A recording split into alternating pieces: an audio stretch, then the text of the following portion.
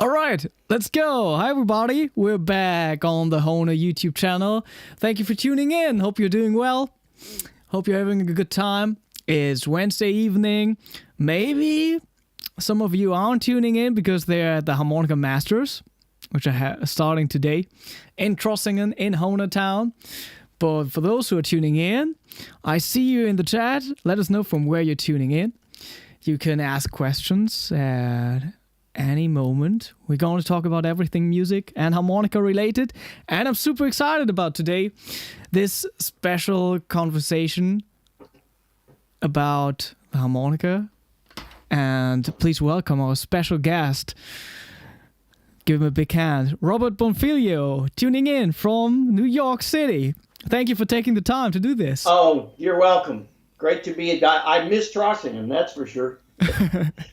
Oh, yeah. Yeah, that's super interesting that the stuff is happening in summer now, too. Usually you got the autumn vibes there. But now I think it was just because of a possible pandemic thing that could have taken longer, you know? That's why they're doing it in summer. So, incredible to have you on here. So you're in New York City, you said that already.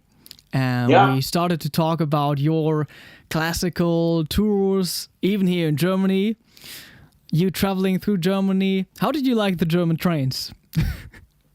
Well, I've played in Germany all over the place. I mean, I played with many orchestras in Germany. So, we were just talking about my Gewandhaus debut, which I had done. I was on tour with the Northwestdeutsche Philharmonie, and we were playing the Villa-Lobos, and it was 15 concerts in every little dink town around Köln. Great beer. Nice. Was a tough, but it was fun.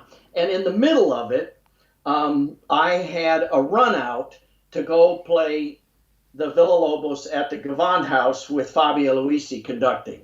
So what happened was I played a concert in Köln on one night, took a train to Leipzig, We're just like then did in the middle of the whole country, like it was like 2 hours away, 2.5 hours away. Then I rehearsed the Villa-Lobos twice through, took another train back. We played the Villa-Lobos that night in another town near Köln, and then I had a car waiting for me, and I drove all the way back to Leipzig.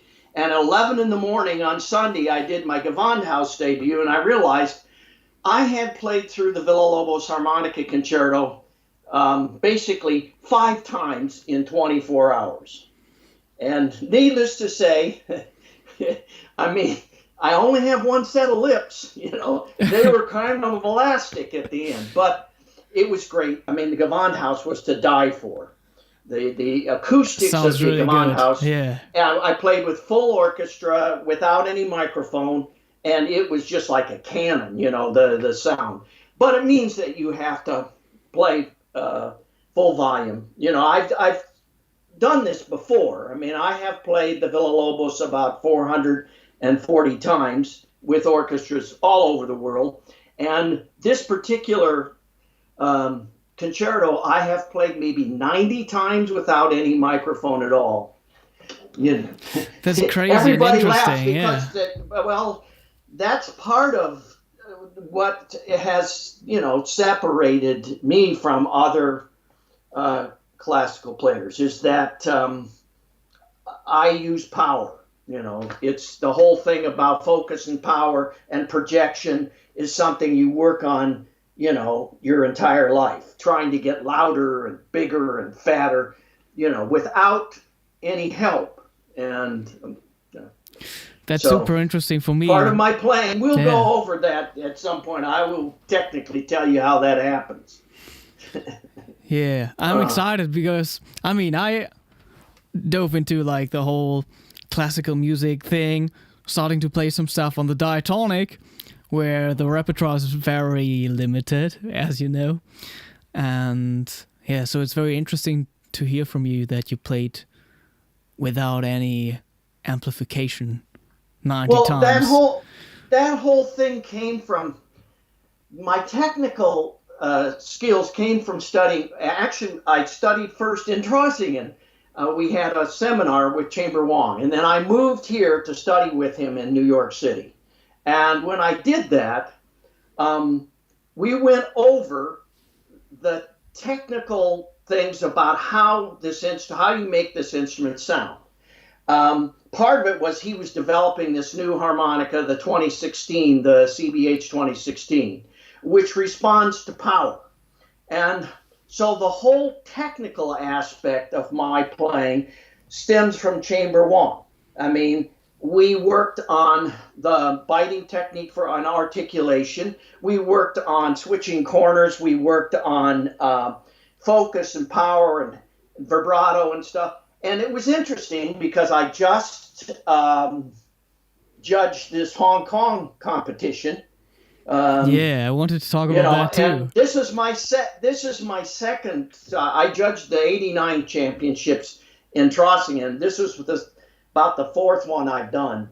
And of all of the 70 players which we whittled down to 28 that came to Hong Kong, and then they played with piano, and then they whittled down to 8, which played with string quartet, and then the 4 played with orchestra. The thing that I wrote about nearly every single one of them is that what was missing in their sound was, first of all, vibrato. They hadn't learned how to use left-hand vibrato. This is Chamber Wong's techniques. We're talking about going back. So The vibrato is left-hand because you have a button on the end, and that means you've got to be able to push it in and out while you're doing vibrato. And that was one of the things that they did. Second thing that was missing was no one was switching corners. I mean, it was weird. None of the other judges even switched corners. I mean, these are basic techniques that I've taught for 40 years. I mean, so all of them were jumping around. They jump around. Okay. And then a lot of times they also play. That's part of it. Articulation was missing. What do I mean by articulation? You're playing a blow and draw instrument, so you got a problem there with articulation. Articulation has to do with how you build phrases. In other words, where are the accents? And if you allow a blow draw instrument to just play itself, you get accents on the wrong syllable. It starts to be wrong. Yeah. Everything is because when you change breath flow between blow and draw, you're going to get a separation. So you have to figure out ways to articulate music. And these are basic things that you learn. If my wife plays flute, when she practices scales, maybe she's going to practice her scale, she will practice a whole scale going B up up up B up up up B up up up B up up up B up up up B up up up. Well, we have that same thing if we're playing. We have B up up B, and that is an articulation which I learned from Chamber Wong of using a bite, where the mouth comes down on the instrument for both blow and draw, and it gives you an immediate pickup. This articulation builds phrases.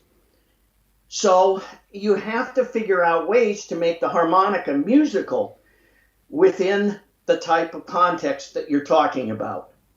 And those attacks, that biting attack, is a way to do it when you're playing in tongue block position.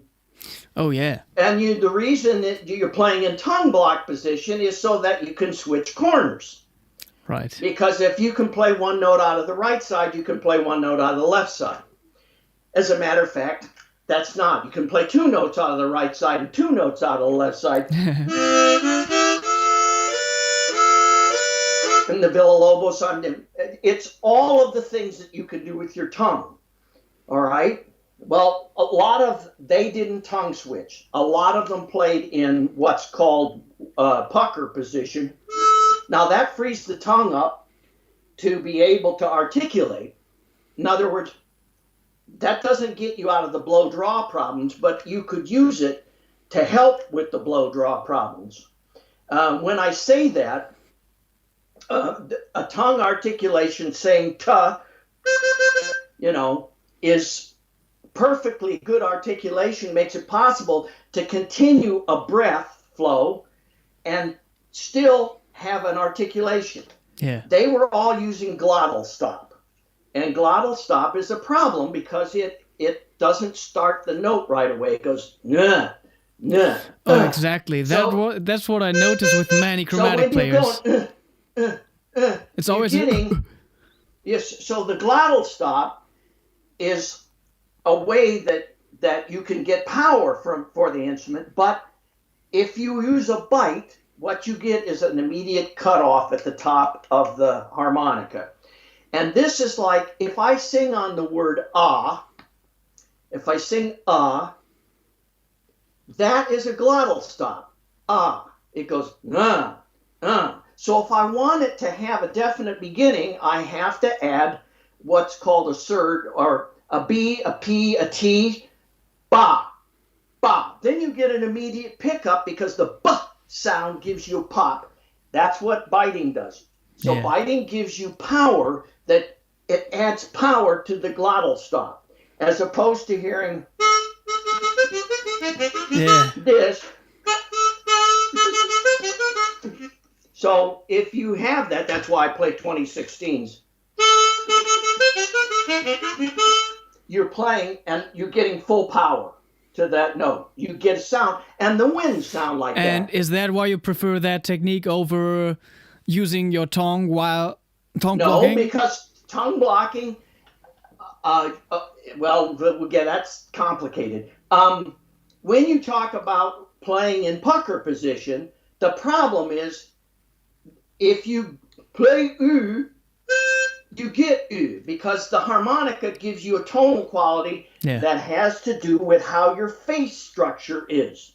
So, in other words, if I say hello into the harmonica, hello comes out of the harmonica. Exactly. There are some TikTok videos going viral right now doing that. If you play E, you get it. It's the same as singing. In other words, if you sing on oh, you get a big sound. If you go oh, right away, you're in a pinched position. So what people do when they sing is they change the syllable slightly. In other words, if they were supposed to sing you, they sing yo with an ah, yo. So that's what you hear an opera singer do to get full power. It's the same on the harmonica. If you stay in a tongue block position, you get a big sound. Yeah. And if you go to ye, you get a pinch sound. So the problem with using tongue is that it changes the tonal color on the instrument. This doesn't mean that you don't use it. When I play in chords, three notes or more, when I play two notes, I play them out of one side or the other.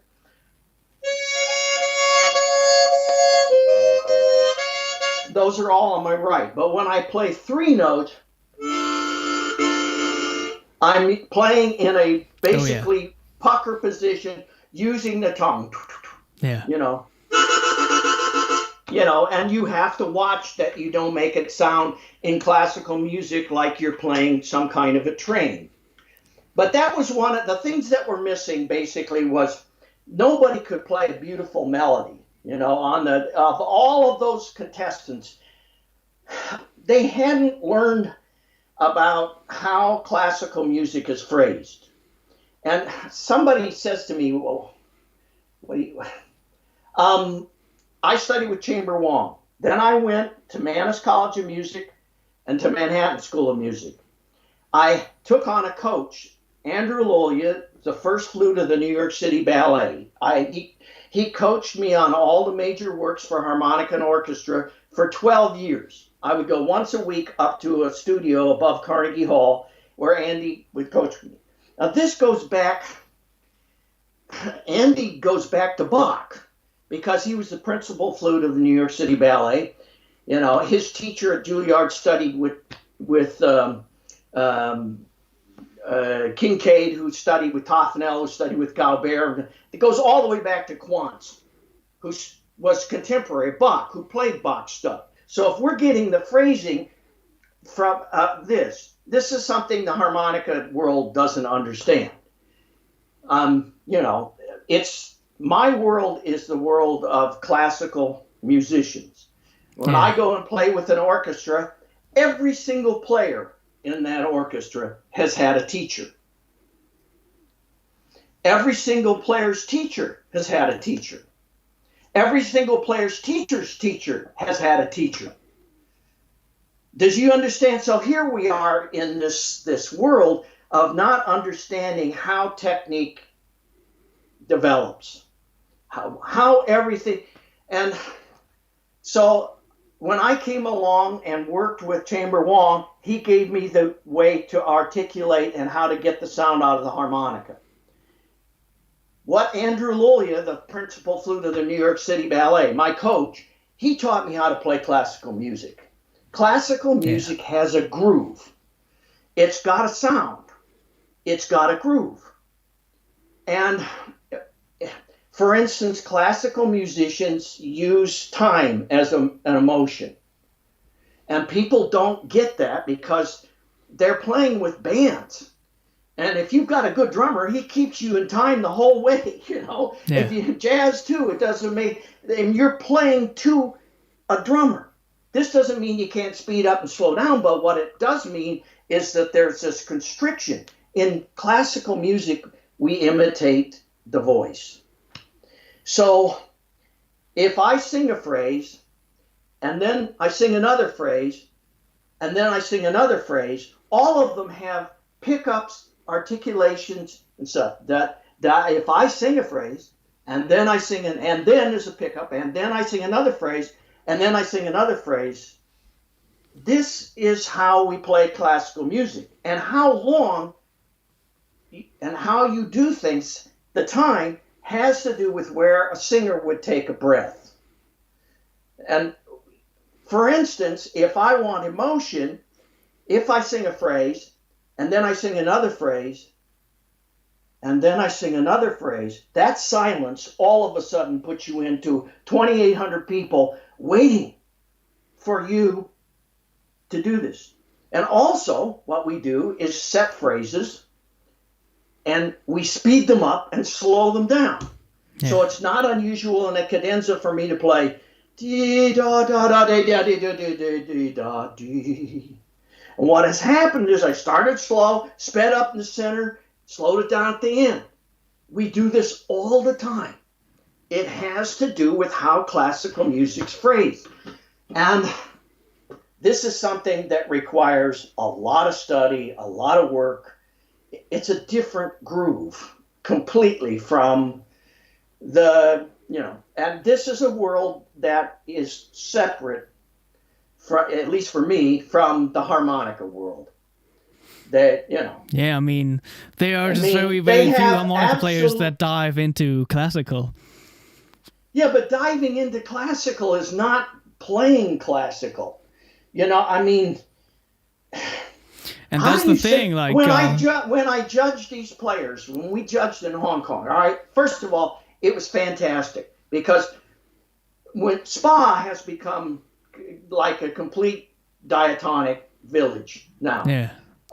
Everybody born after World War II, everybody born before World War II played the chromatic, and it was the harmonica trios and harmonica cats. That used to be Spa.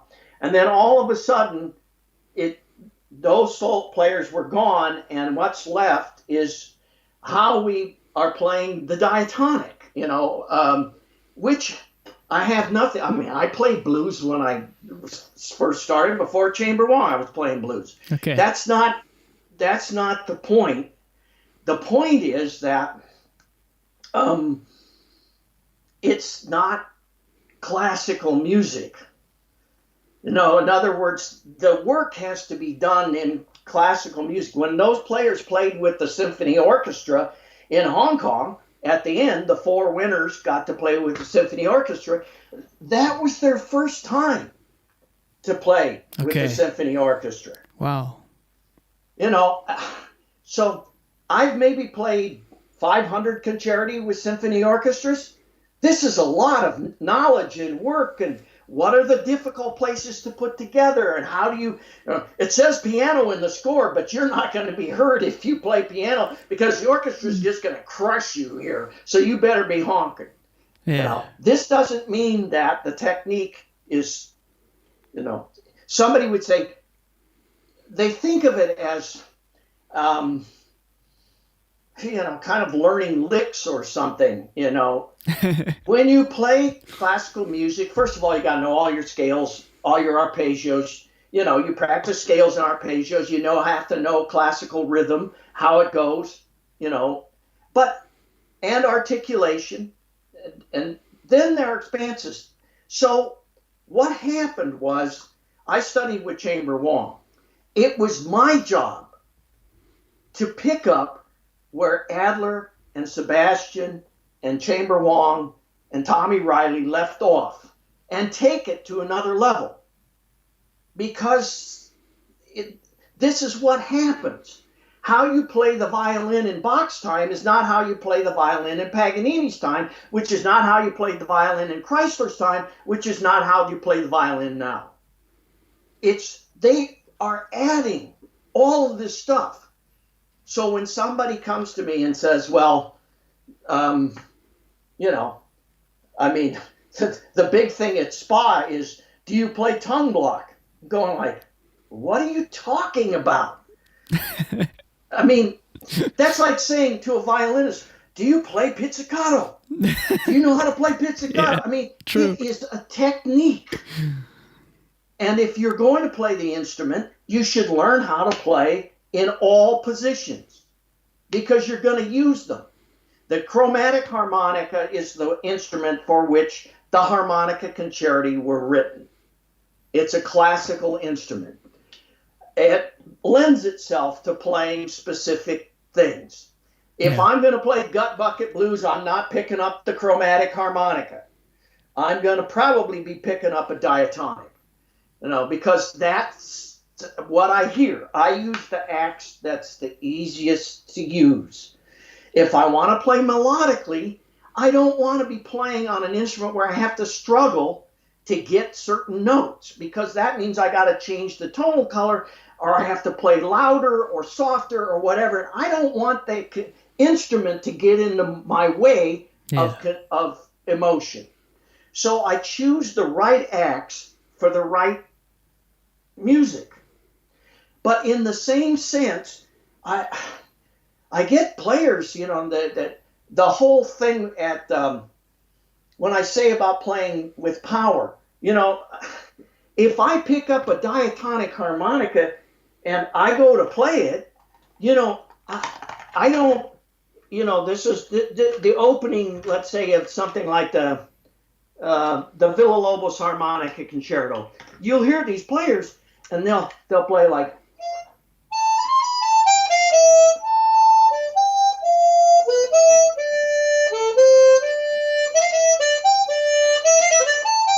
like this. My computer plays like that. You're playing a bloody concerto. You're in front of a whole bunch of people. They expect you to crank. Violinists crank when they hit that first note. So the opening note, there's your opening A.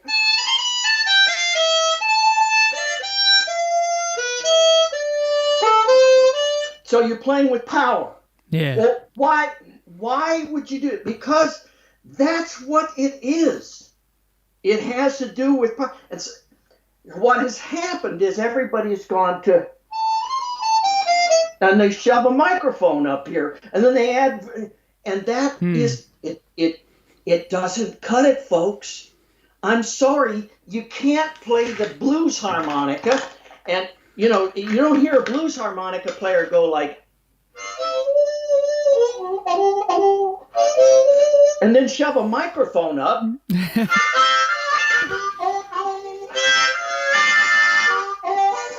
They play, they crank it, Yeah. So if you're doing that on blues harp, Why aren't you doing it on chromatic? So what do you think is the reason for that? Well, is it like, do the instruments have to do with it, or is it their education? Part of the problem is the instrument.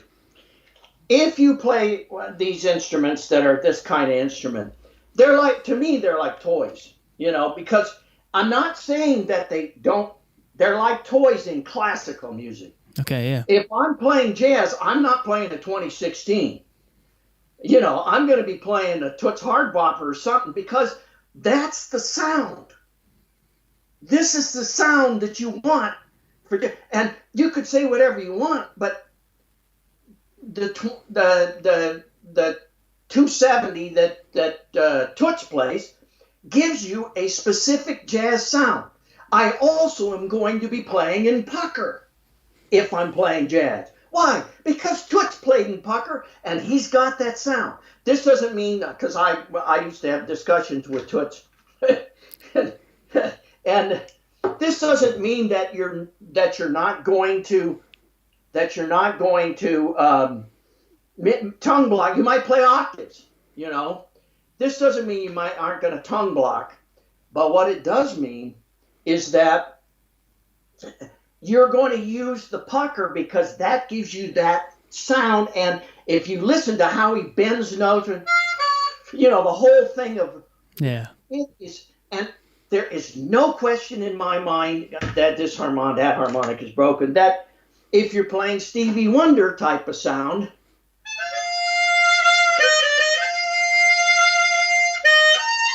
you're playing in a pinched ya-ya bend.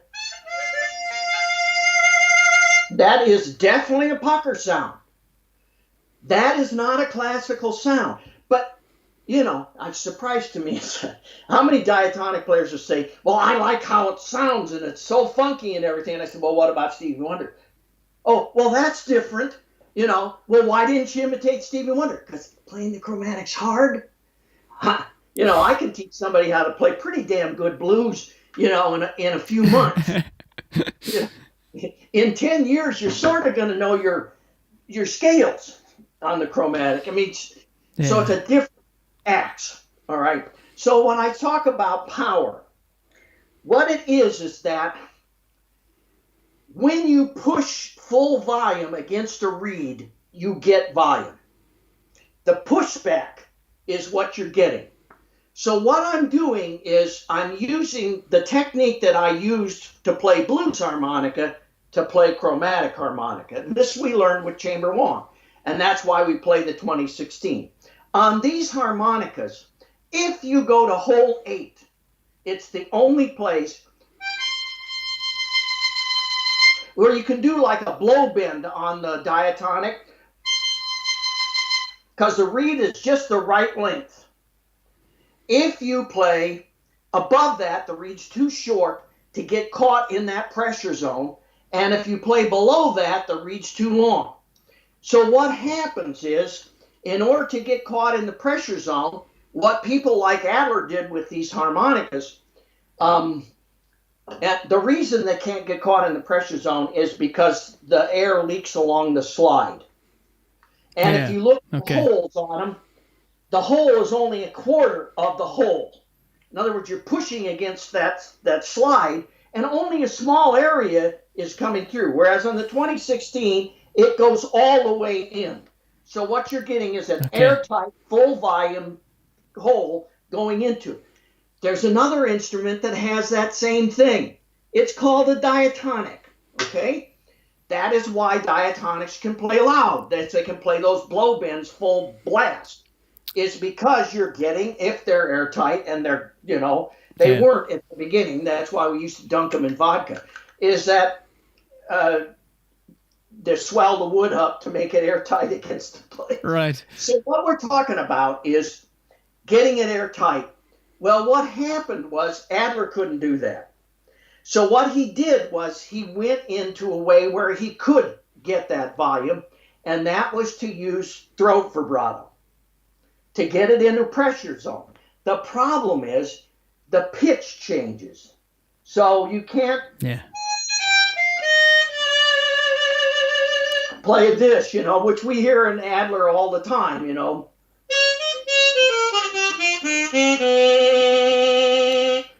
with this kind of, I used to call them Adlerisms. But that was all you could do to get. Now, if you use a throat vibrato, what you're doing is catching that reed in a pressure zone. Okay? What do I mean by that? Have you ever seen a kitten caught up in a tree? You can be 2 blocks away. If that baby is screaming full blast, it sounds like it sounds the most piercing sound. Think about the vocal cord on a kitten. Yeah. It is tiny. They are getting full volume from their diaphragm pushing against that sucker. So this is what you're doing with 2016, is you start to push and you get a push back from the reed because it's airtight. And then you use the focus of the vibrato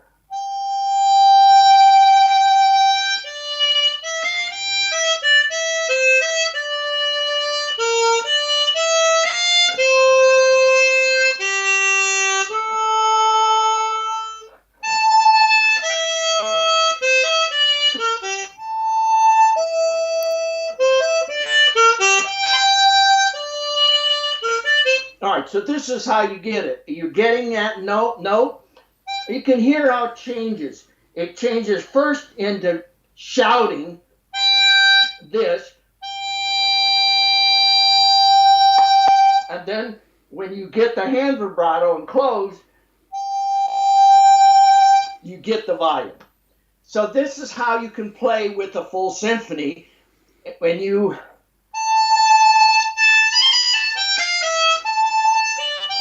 cranking the sound. It's not. So when somebody says to you, do you play, and I've had people say, well, how do you play your chromatic and stuff? And I'd say, I blow the shit out of it. And everyone goes like, what do you mean?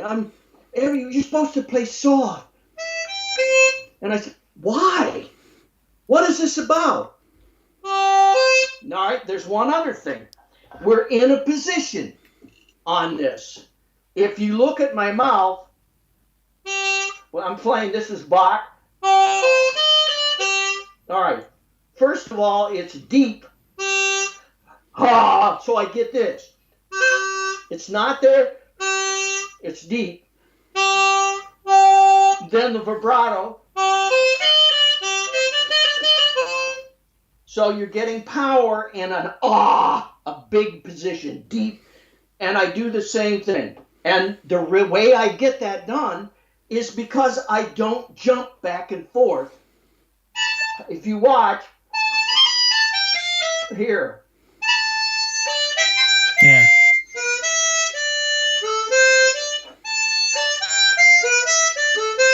I stay deep.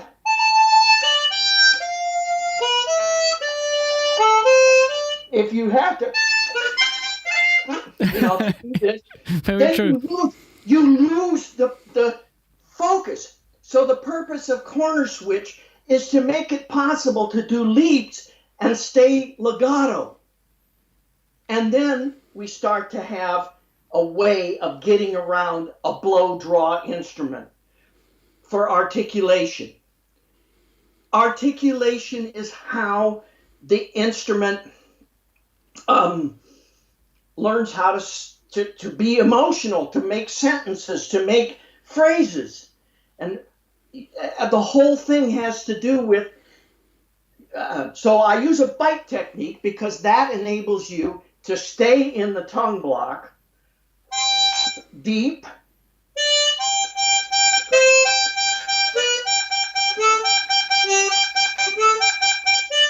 so I'm not moving.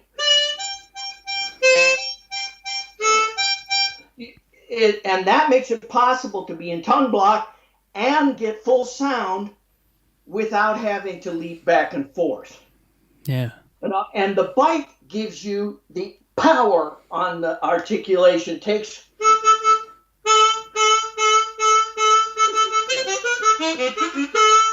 this gives you ba ba So I'm adding an articulation. Now, this is not, of course, good for if you shove a microphone up the thing, because it's noisy as hell and stuff. But if you listen to a violinist up close, it's noisy as hell. The scratch on the bow, that you can hear them pop the strings with their fingers. But that crap doesn't carry in a hall. And that's my home. My home is in front of 1,500 to 2,800 people with a symphony orchestra behind me. That's what I do. It's what I've been doing for 35, 40 years. So it's a different animal, you know. And if you want to play classically, it's not enough to just play the notes and stuff. I mean, there's all kinds of phrasing things and things that you do. How do you play single notes? How do you repeat notes? That's another thing that's nice about biting. Works with tonguing too, but you can play this opening from the third movement of Benjamin. Sorry about that F sharp. That one thing I should always say: don't practice in your car. Well, it's sometimes the harmonicas get cold, and then they get moisture, and the valves get all fucked up. So, yeah.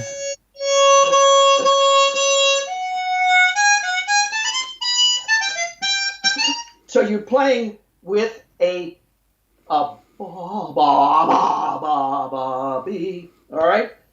So from your point of view, is there any alternative for people to the 2016, or is this the only instrument that... Not if you're going, in my opinion, this is my opinion. Yeah. Not if you are going to play classical music. Okay. And the reason I say that is, all right, if you're playing the standard 280s, first of all, in my opinion, you got to play at 16-hole harmonica, because it's not acceptable to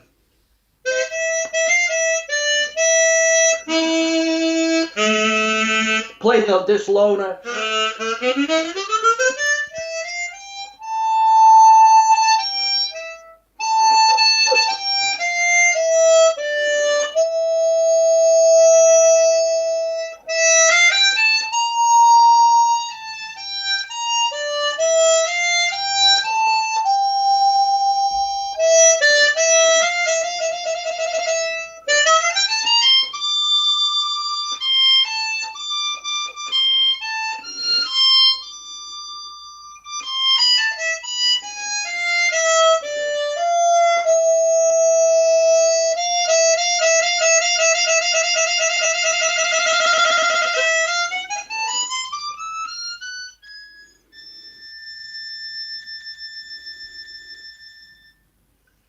So it's not acceptable to not have those low notes.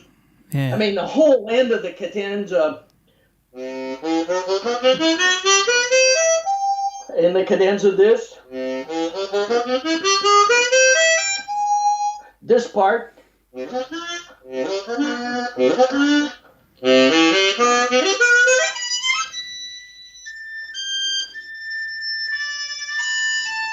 what you're hearing is the low,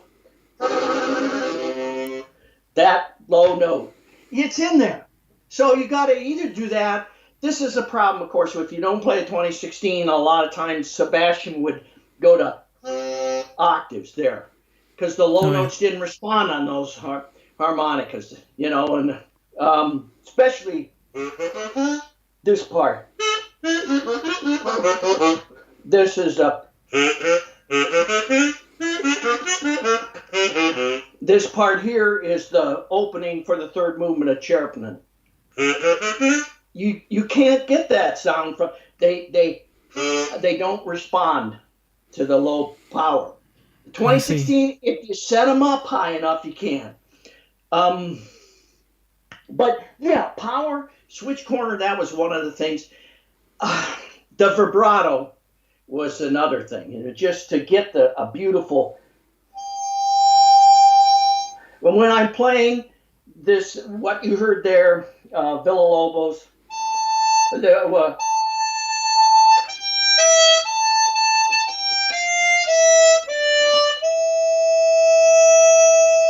what you hear is the note start, vibrato comes in, it's faster, then wider, and then tapers. I mean, you know, and then you hear set a phrase. All right, those are 4/16 notes. They're all even except the first one's more even. Da da da da dee, da da da da dee, because that's the emotional part of this particular. If you play da da da da dee, da da da da dee, that's not how this feeling is going. You would sing it.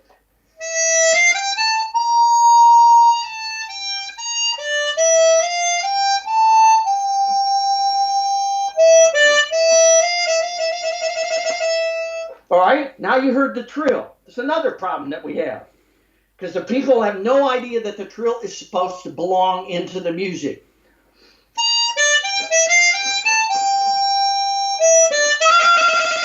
That's what I hear all the time. It's like, what the hell was that? Yeah. A goddamn machine gun going off, you know, like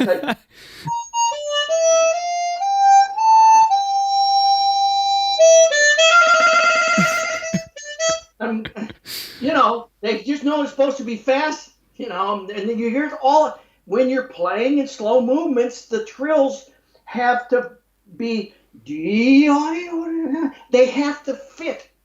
This doesn't mean you don't play some fast trills.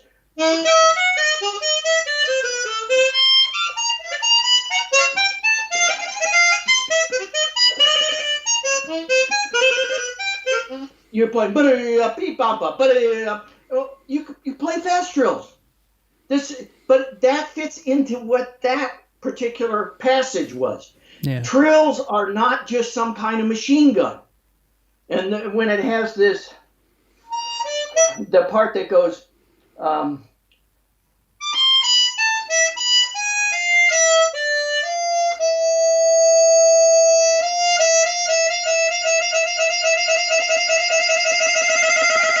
this starts slow, gets faster, more intense.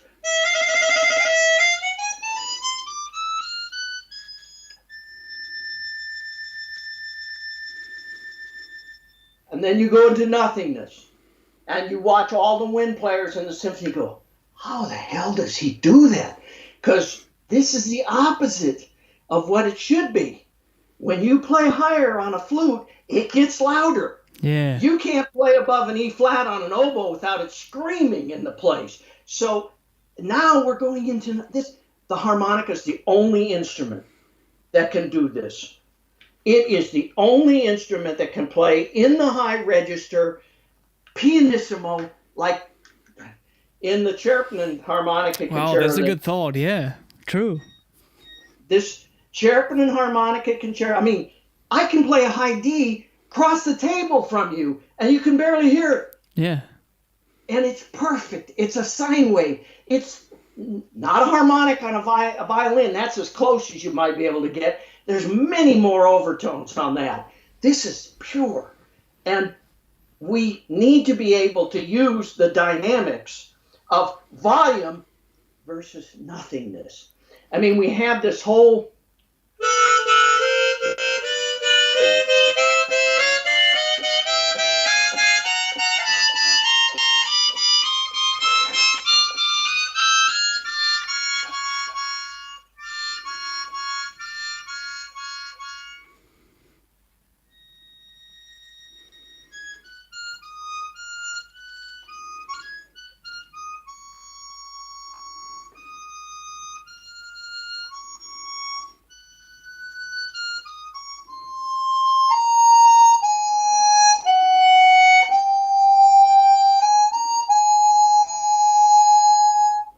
You can't do that on another instrument.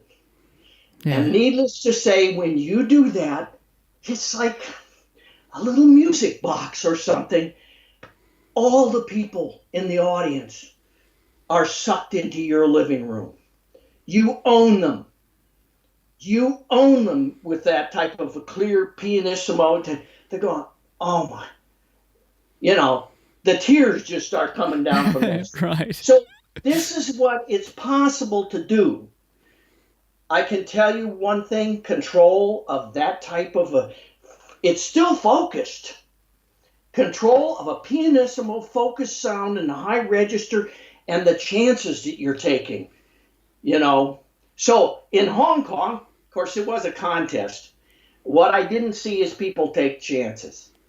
And fortunately, music is not a contest. If you say you want to play fast and clean, they can do that. In Hong Kong, chromatic players, they play fast and clean. Yeah. So if your thing is who can play the Flight of the Bumblebee faster than anybody else in the world, that's fantastic.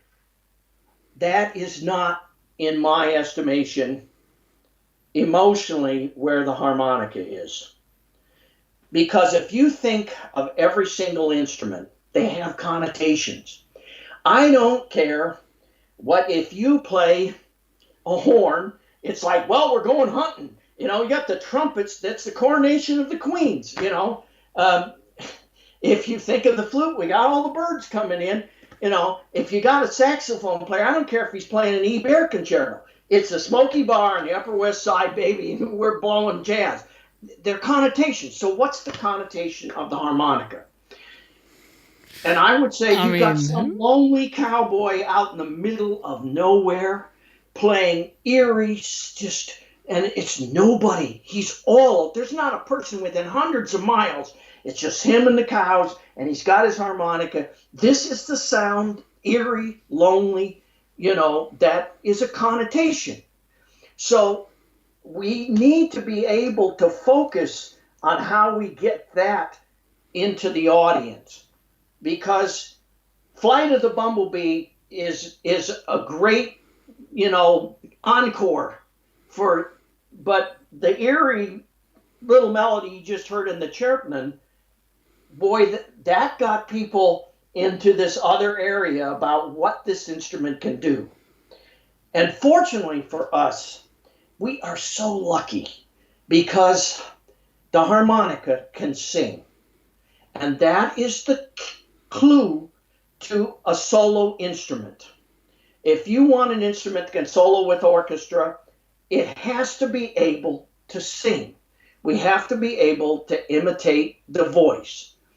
And because the harmonica is played in your mouth closer to your brain than any other instrument, and then it's tucked in your hands, can you imagine what kind of sound you could get if you could cup a 9-foot Steinway piano in your hands?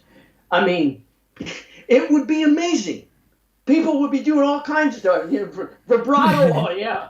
I mean, yeah. So what you've got is the ability to make something sing.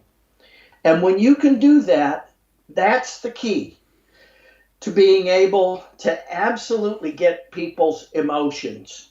And in the classical context, fortunately for us, there have been some pretty good composers write some pretty good concerti for the instrument.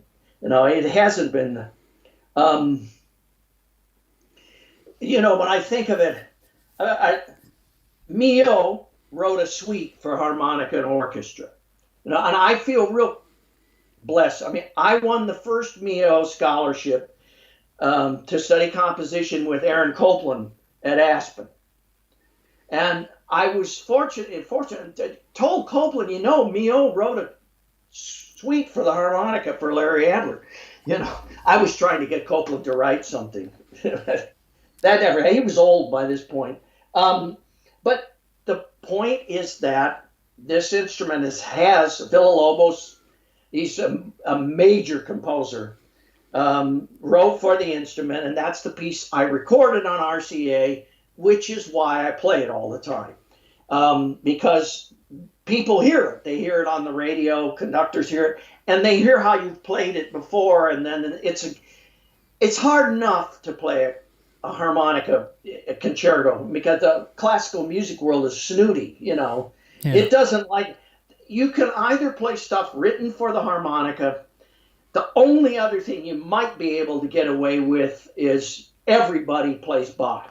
But other than that, there's not very many other transcriptions that if you transcribe, you better be playing it really good if you're transcribing something for the violin, or they won't like it, and, oh, well, it only should be played with, and then, of course, with Bach, there are people that are also snooty about that stuff, Well, I play at 4:15. Well, good, so do I.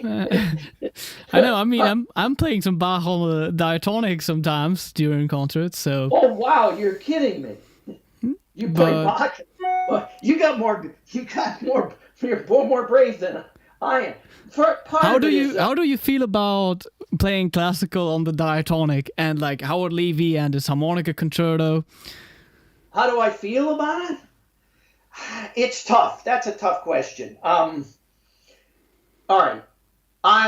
One of the things, if you play Bach, then how are you going to get all the trills and turns and ornamentation and all that stuff? You can't. See, so and then the other problem is, how are you going to phrase? I mean, somebody looks at me and say, well, I only play in the original keys. Well, why? I mean, transcriptions are an art that Bach transcribed Vivaldi. I mean, they've been going on forever. I mean, they played in whatever key was the most convenient, so that's what I do. I transcribe Bach, and I play in the flat keys so that you can, get all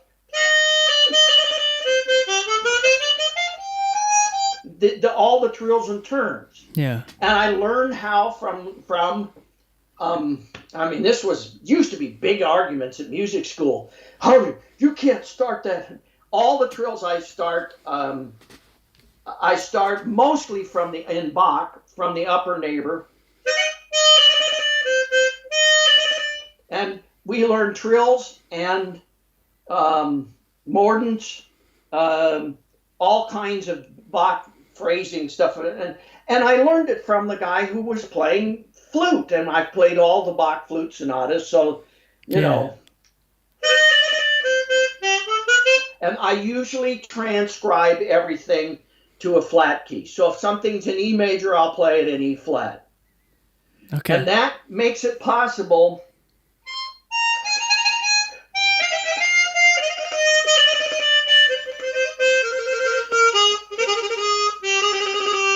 to play all the trills and turns. Some of them more easy than others.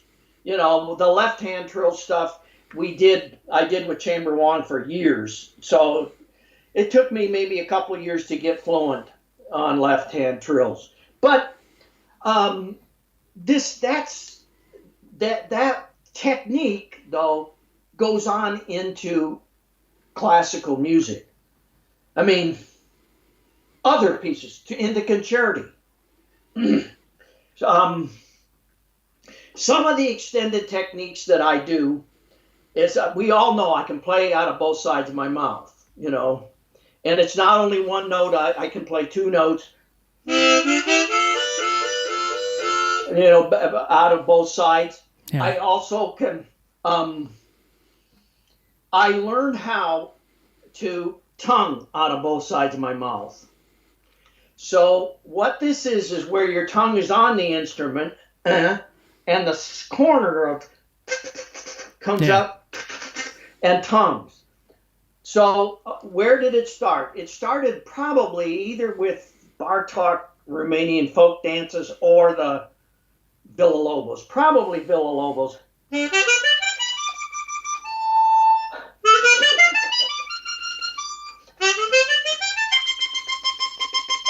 Yeah. So what I'm doing is I'm switching corners on the runs, and then when I get up, I use a bite, and then I go into tonguing. Yeah.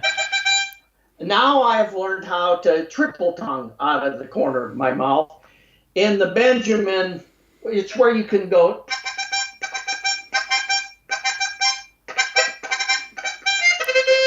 Where you're going, and this makes it possible. I'm switching.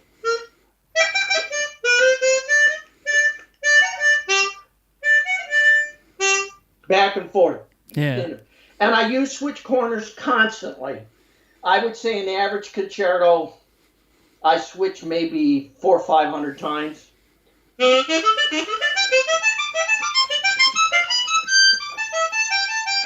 This is a switchy, and sometimes I switch over corners.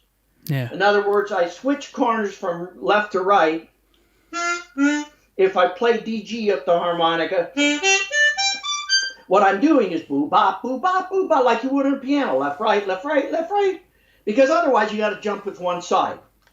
Yeah. Sometimes I actually will play left, center, right. This is where I'm going into a U block in the center. All right. But all the things you can do with your tongue. Of course, in the cherubim, we have a lot of these octaves with a third. It goes like, so what's an octave with a third? It's octaves.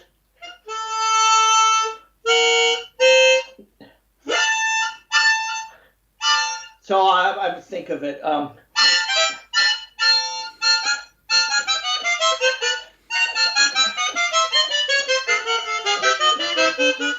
So what it's doing is I'm adding a third on the bottom or the top chromatically. Yeah. So from B flat down, it's now on the top. And from E down to B flat, it's on the bottom. So you're playing octaves with a third on one side or the other. And this is in the cherubim. There's a lot of that stuff in the cherubim.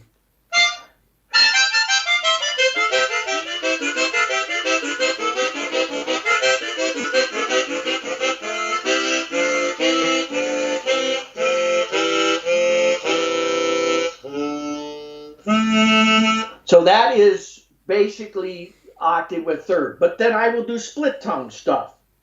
In other words, where you're playing two notes out of one side, one note out of the other side.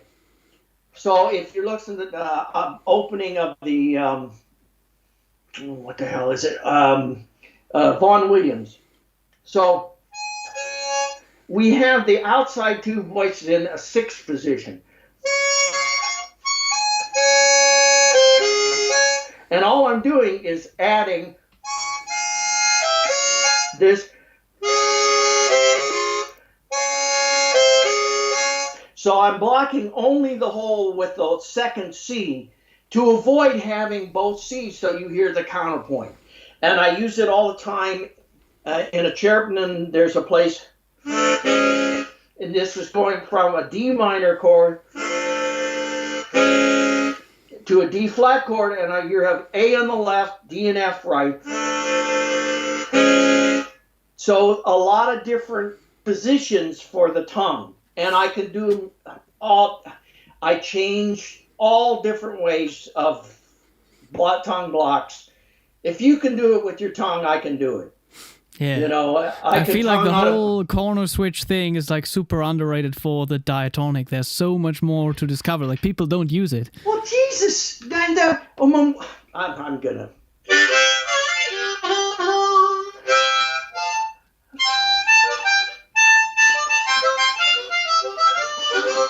Yeah.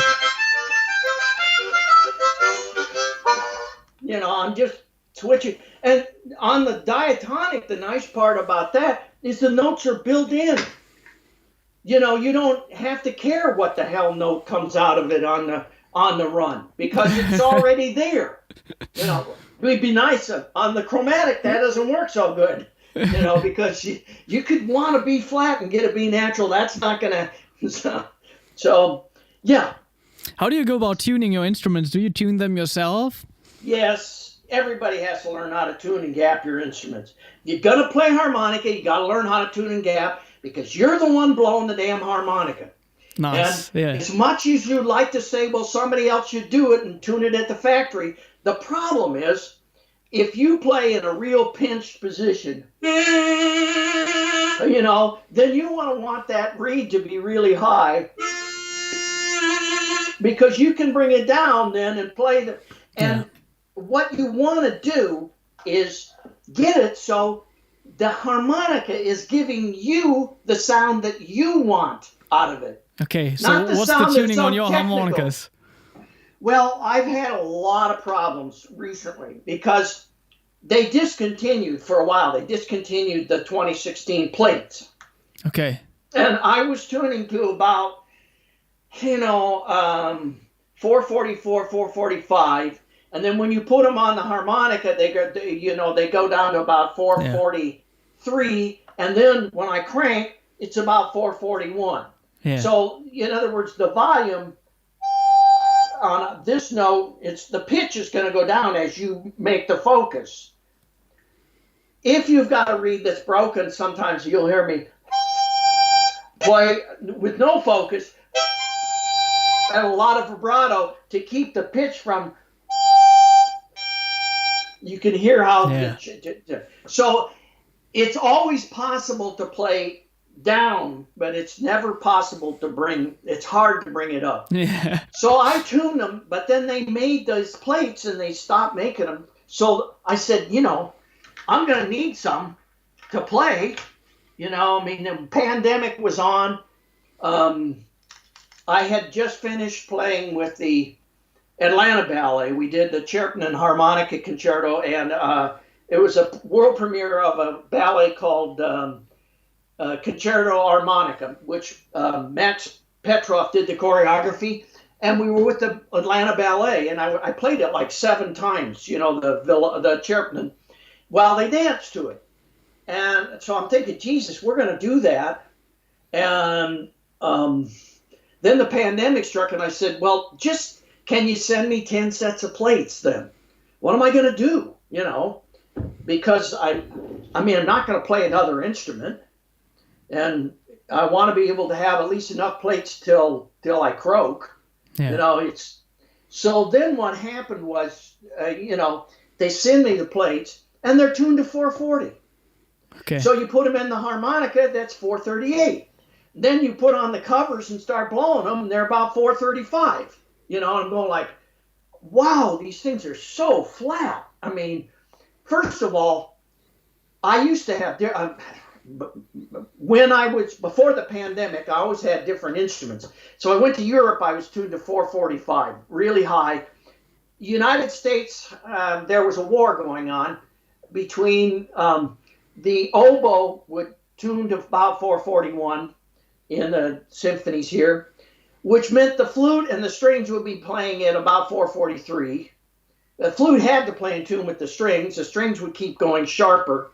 The clarinet would play at 440 and the horns would play at 438, and nobody would move. So you'd hear Zarathustra, and this would be the brass chord, and then you'd hear the strings and the flute, and then the brass chord, and it would go up and down. It wasn't that they weren't in tune with each other. They were. It's just the intonation here was 438. The intonation over here was 443, Yeah. And it was like, well, I ain't moving. It's, we're not going to move. So you kind of had to go with the majority, when we went to Hong Kong, they wanted me to play. I said, all right, what am I going to be accompanied by? Well, we can give you a piano. I said, what's a piano tuned to? I never got an answer. So I brought plates, and the piano was at like 442, which was really, I was about there at the beginning. As things go on, I maybe go down 1 cent.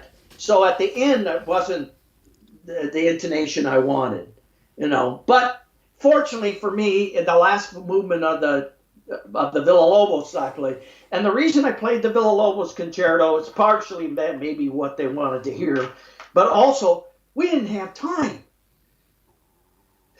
This is the first time in 2 years, in 10 years of my life, that I wasn't practicing 3 or 4 hours a day. All of a sudden, I do a 16-hour flight to Hong Kong. Yeah. And the next day, when we're judging, all day long, I don't touch the harmonica. 2 days, I don't touch it. Now I haven't touched it for 3 days. I got maybe 15 minutes on the 4th day, and then I'm supposed to, on the 5th day, play a concerto, And it's like, I don't know about, but if I don't practice every day, what happens is notice the difference.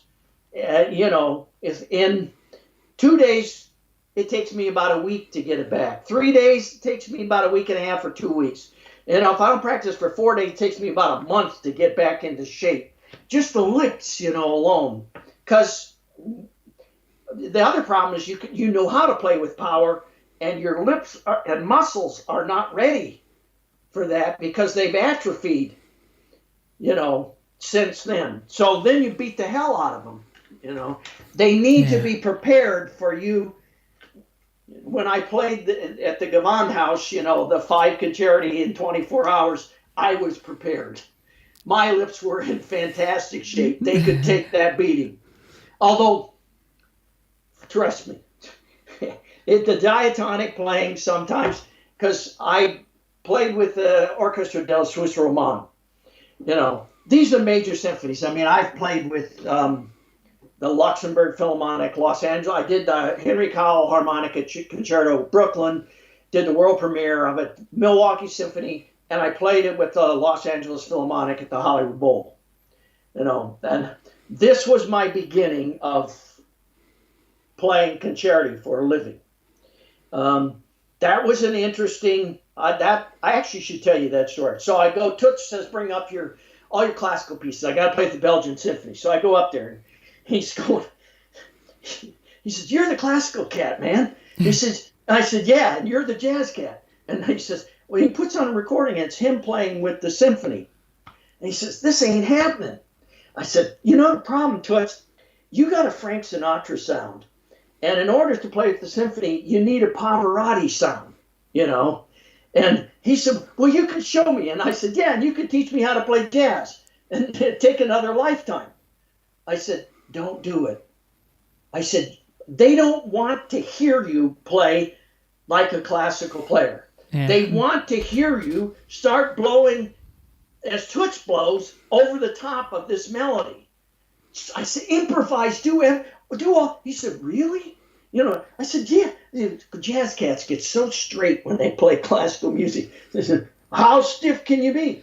I said, yeah, just start blowing, man. He said, I saw him later. But that was the whole beginning of, neither one of us was in the harmonica world. He had a Spa magazine, and it said, there's a little picture of him, and it says, Toots will play with Dizzy Gillespie and Jerry Mulligan at the Monterey Jazz Festival. And then there was a little picture of me. It said, Robert Bonfiglio will play the world premiere of the Henry Cowell Concerto with the Los Angeles Philharmonic at the Hollywood Bowl. And then you turn the page, and there was a 3-page article about some bass player in a harmonica trio, Crazy, in the magazine. Yeah. And you're going, oops. And Toots says to me, this is why I never went to Spa. It's like they had no idea. I mean, wow, I've never been to Spa.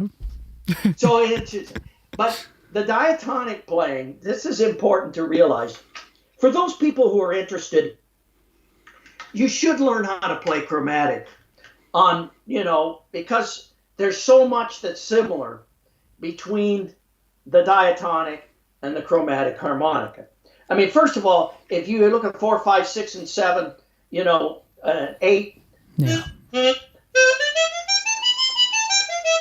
That is on your C harmonica. It's exactly the same. Doesn't change that. So you already got a scale there, all right? But you already also know how to blow and draw. And probably you also know how to make at least some kind of vibrato. And a lot of times, if you were like me, you probably used throat, throat vibrato on it. Well, all of this stuff transfers to the chromatic.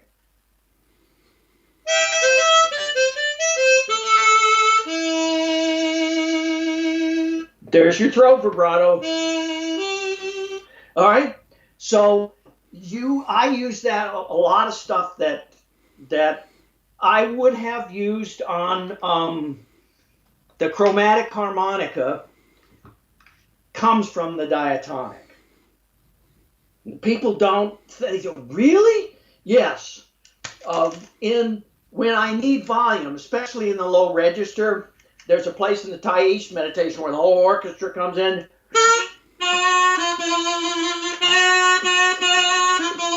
I use throat vibrato and full. It is definitely a blues harp thing. Yeah. And when I played blues harp, some guy taught me how to. Some mailman taught me how to. All right, so it wasn't very long after that I started.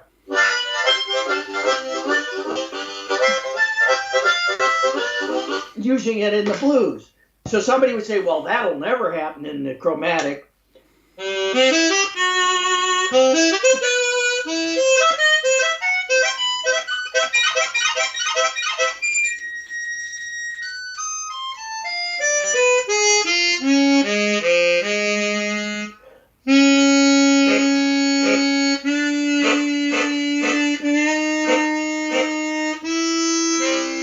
So here you hear it. There's the same thing, just a tonguing thing, Yeah. you know.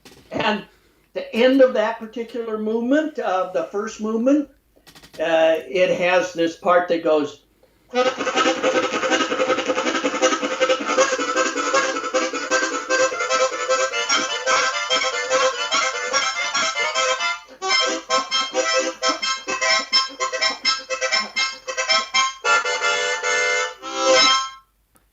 Well, what is that? That's a trained imitation of the diatonic. Yes. And how do I play that? That was not very hard for me to learn how to do, because I've been playing it for years on the diatonic. And of course the bends I use now, when we talk about pressure, the pressure works, but it stops working around about G. When you get down here, so what you will hear me do is start using throat vibrato. Mild, I don't do this. Yeah. So,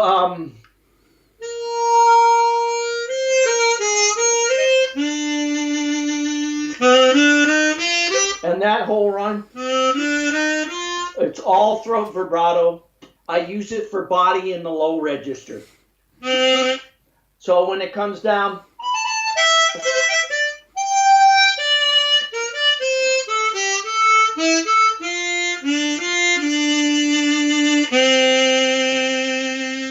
for this tone, this body, I will use it mildly, but you know, because that gets you pressure against the reed. So those are diatonic things that have applied.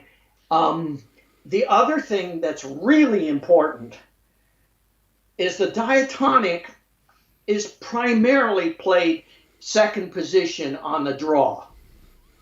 Your whole object is trying to get rid of your air. You know, you go like, and when you go whoosh-at, and you're blowing all air out of the top and the bottom so that you can, you know, to play draw notes. Yeah. So what happens is you learn, and articulation-wise, how to get power on the draw. This is very important because we don't talk in. We don't sing in. We talk and sing out. So that out is a natural thing. When you get a chromatic player who's never played the diatonic, and you say play a C scale, you get. Oh, interesting. Yeah, obviously. You get blow, draw, because blowing is natural. Draw is not a natural thing, and controlling draw is not a natural thing. But diatonic players don't have that problem because they are playing with full power, inhaling all the time. And so all of a sudden you get a sound on the draw that's equal to the sound on the blow. And so immediately when you start to play the chromatic instrument, the fact that you play the diatonic technically is a big, big help, because it's evening out your blow and draw power. You won't have problems with the blow power, and the reason is because you talk out. No. How about the knowledge of all these composers that composed classical music for the chromatic? Like, how about the knowledge of the chromatic instruments? Like, did some of them play the instrument, or how did they learn about that? When you do a commission, you work with the composer. So you will find that, if Brahms writes a violin concerto, I don't remember, Isai or somebody like this, he's working with, and they'll come and say, well, something, this is not really, doesn't fit. This is not possible. And, there's the old joke that Vaughan Williams said. He said to Adler, he said, well, I'll change it once, I'll change it twice, but if I ever change it a third time, I'll score the whole thing for bass tuba. And the next concerto he wrote was for bass tuba. So, and I'm thinking maybe we ought to steal that one. Yeah, you give them the ins and outs of what are possible. Yeah. And some of them pay attention to it, and others don't. And there's things that I have to change in the Villa-Lobos and in the Chertman. I change stuff. You also have to remember, knowledge about how the instrument, what it can do, what's legato, what's not legato. That, needs to be worked in or given, but then at a certain point, you've got to, every concerto, what happens is you start learning techniques that you hadn't done before, Yeah, I did have that exact experience. We commissioned concertos for the diatonic, and we recorded them in February. Mm-hmm. The recordings are being mixed right now. And before that, the only thing I could do with an orchestra was always play the Howard Levy concerto. That's the only piece, basically, right? The Howard Levy concerto? Yeah. Oh, yeah.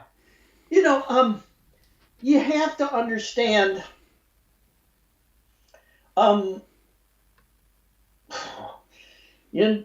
this is something, the harmonica world needs to know what the classical world is if you're going to delve into this stuff.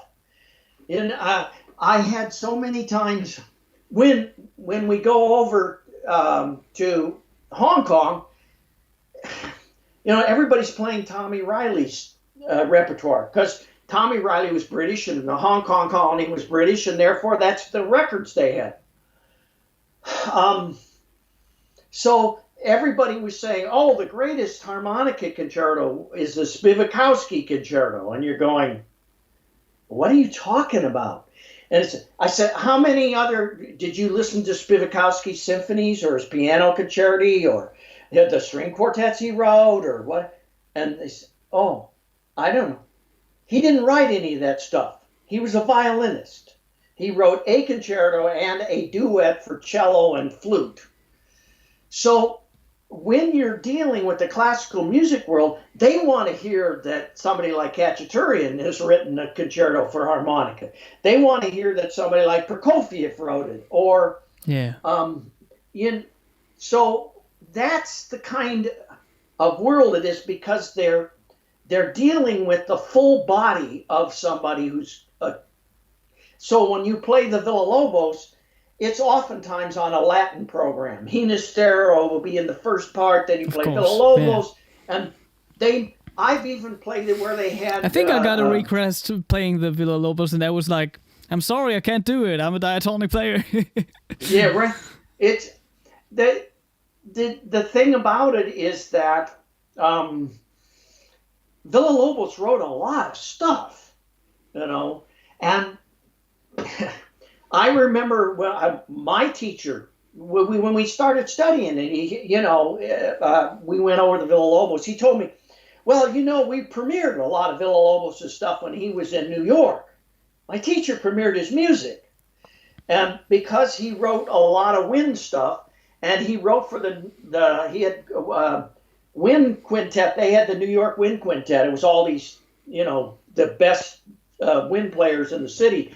And he was playing first flute, and he played some of the premieres. And Villalobos, I was sitting with Villalobos one time in a concert, and he said, Villalobos leans over to him and says, "Did I write that? I don't even remember." He didn't remember this. That's how much stuff he wrote. So you're talking about a world that is not, if you're going to have pieces played, then you have to have major composers. It has to be that somebody's going to program the piece. I've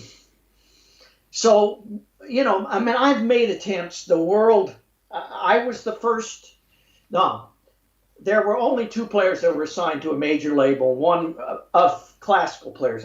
Larry Adler and I were both signed to RCA. I got signed to RCA, 8 CD deal, and then the music world got turned upside down. I had played with the Minnesota Orchestra. They were going to do the William Balcom Concerto. He was Pulitzer Prize winning composer. And we were in the process, and then the Minnesota Orchestra, the board of the orchestra closed the whole orchestra down. Yeah. RCA got bought by BMG, and they took all the classical division and just threw it away and stayed with the country music down in Nashville. So BMG all of a sudden owned RCA, and they changed. My Romances recording was recorded at Studio A RCA, and that was one of the last ones. And that's where Ella Fitzgerald and Frank Sinatra and Elvis and all these people recorded. And they turned it into IRS, that's tax people, offices. So it's a business. And when it is, you have to understand, if you're going to get a piece played, it has to be by a major composer who the person who's the conductor can say, this is a work by somebody that we really need to hear, because it's this composer and he's written this piece for harmonica. So that's the world. That's the world that I live in, trying to get people to play the concertos. That's why I played Villalobos the most.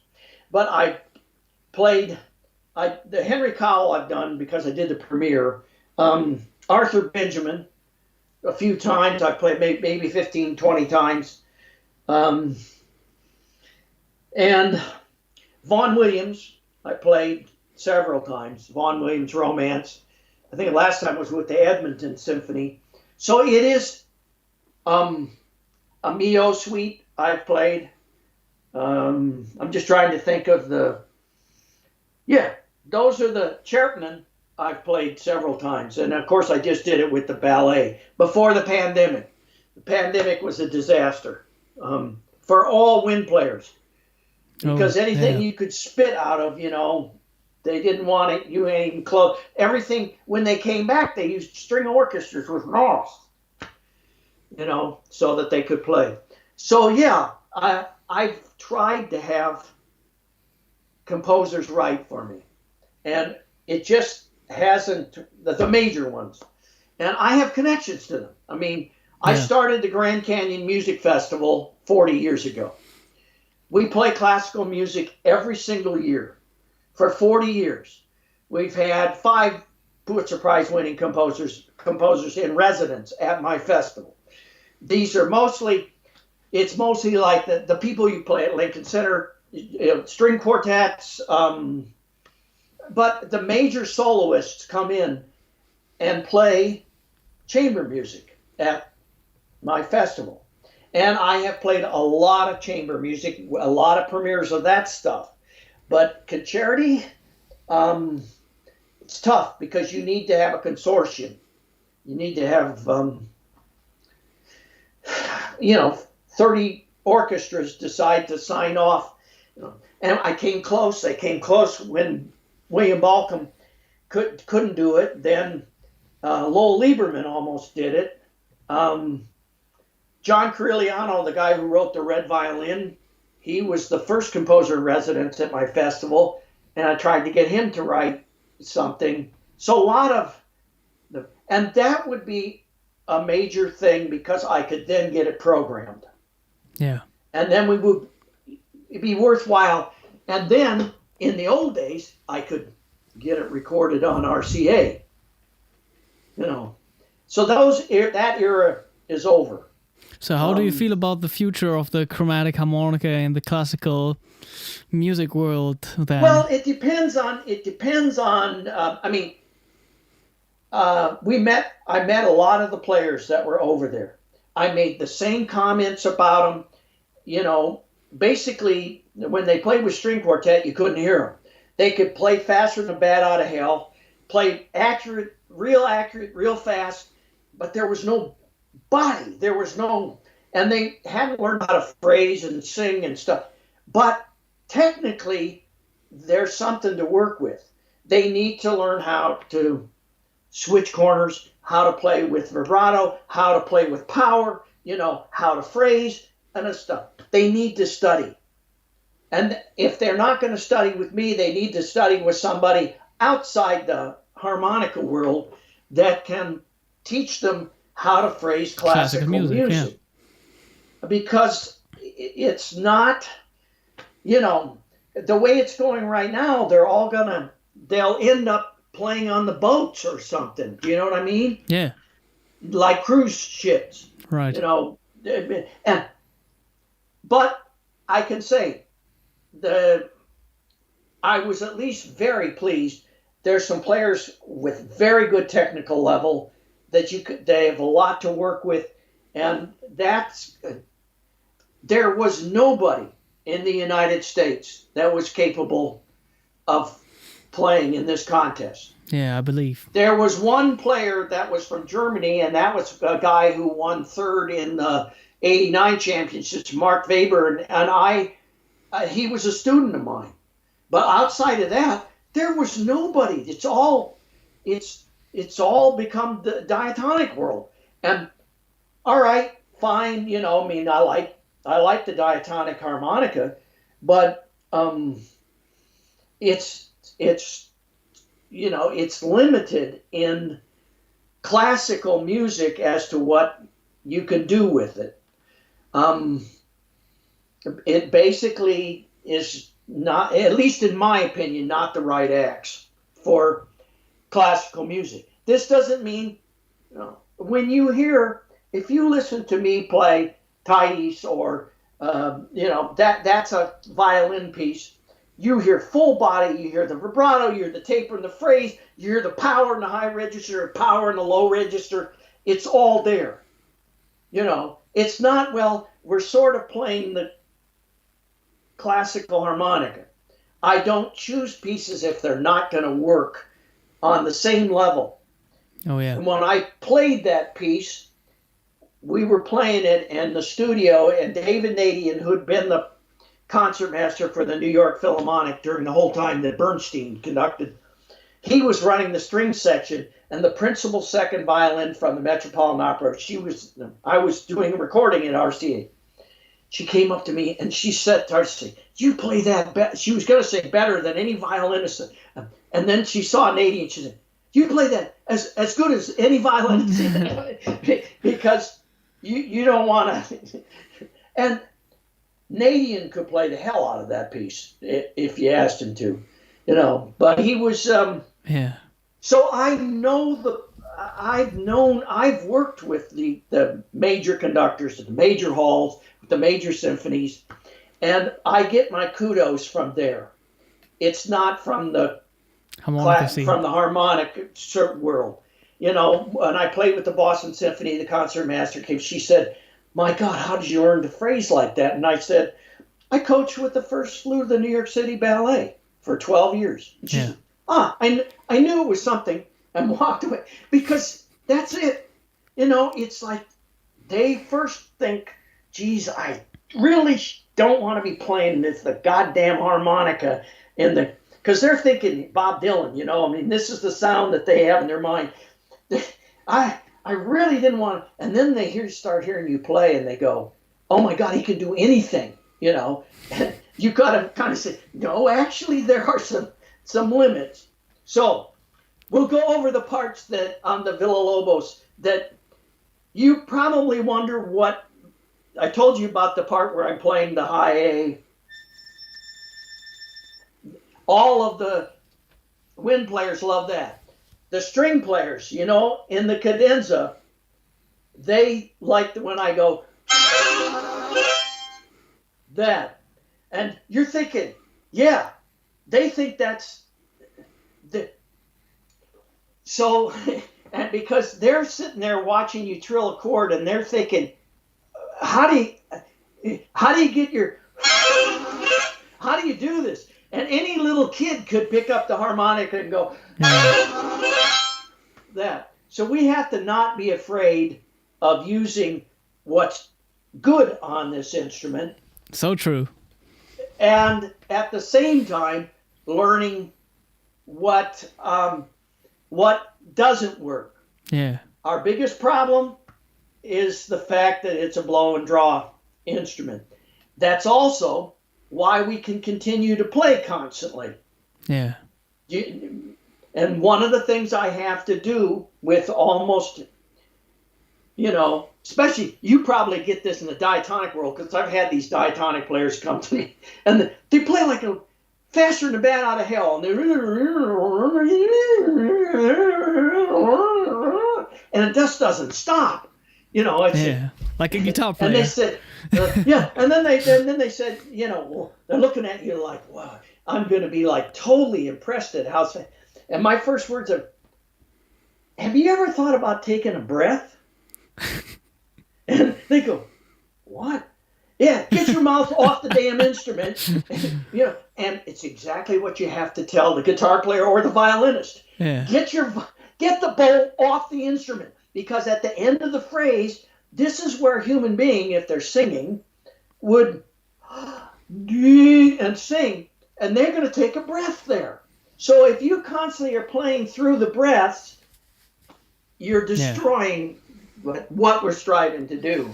And then, I mean, I like the first thought too, because you always want to highlight the strengths of the instrument. And if you hear diatonic players trying to play overblows and stuff, like, yeah. Well, this is when you said, what do I think?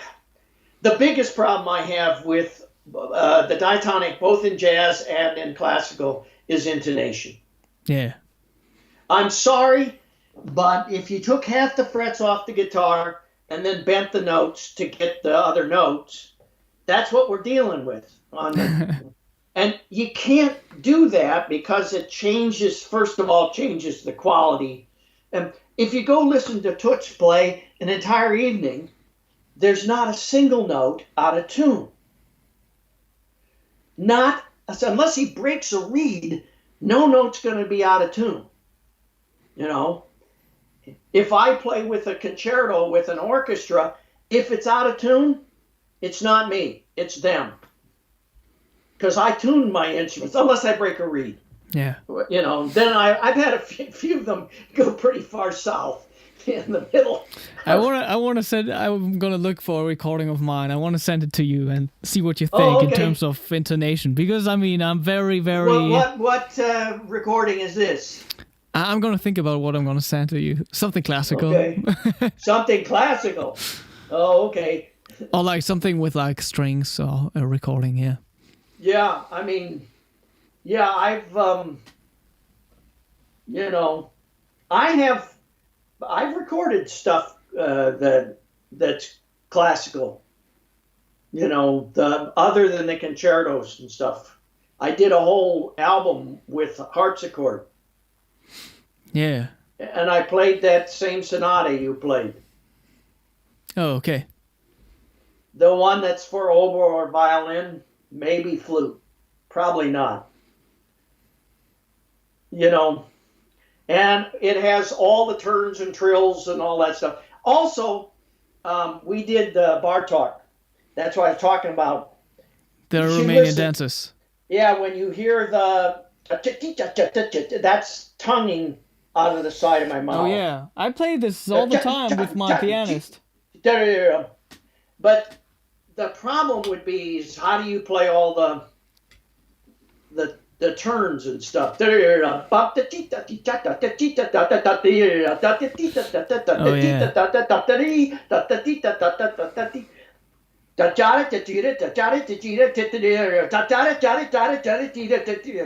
all tonguing.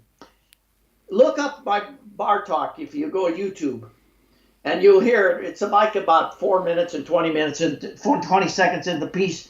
I'm playing that fast movement, and that was weird because that was the scariest thing, and we were doing this on Sine Qua Non, so my first recording, and that whole end of that whole thing from the beginning where you know when you the whole thing, the whole end was the first take, and we just nailed it. And like also my big problem with the last part of the thing is I gotta switch instruments.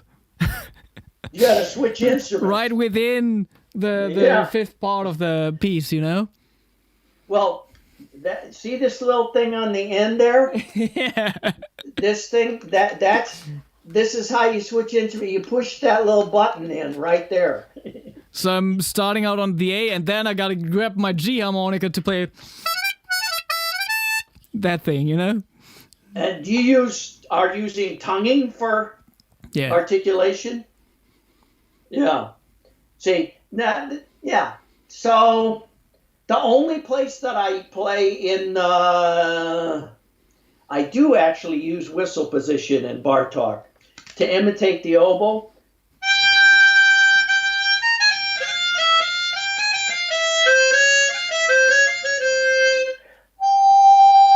And then go to I'm going.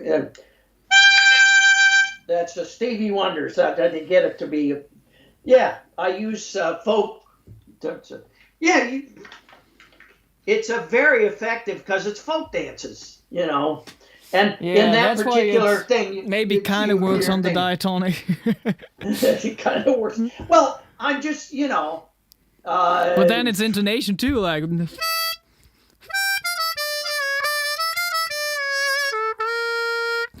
All that stuff down there with band. Yeah, that's the hard part. And you know, the thing that gets me is, you know, you sit there and listen to this, and then the people that are diatonic players, they go, "Wow, this is it's so amazing that you can do it." And then they look to me and they say, "Well, what do you think?"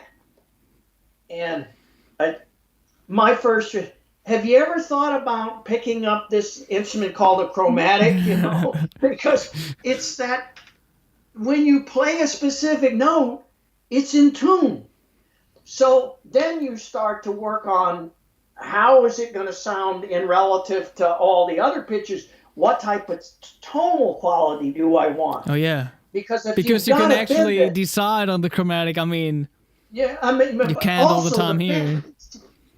When you start to work on the diatonic, in the middle register, upper register, you can do stuff. The problem is to get the tonal quality in the low register on notes that are low, to get them, I mean, it basically a bend on a diatonic in the real low register on like hole 2 or something, it sounds like a cat in heat or something, you know what I mean? Which is perfectly okay if you're playing blues, because you want to want that sound, of course, and you love that sound.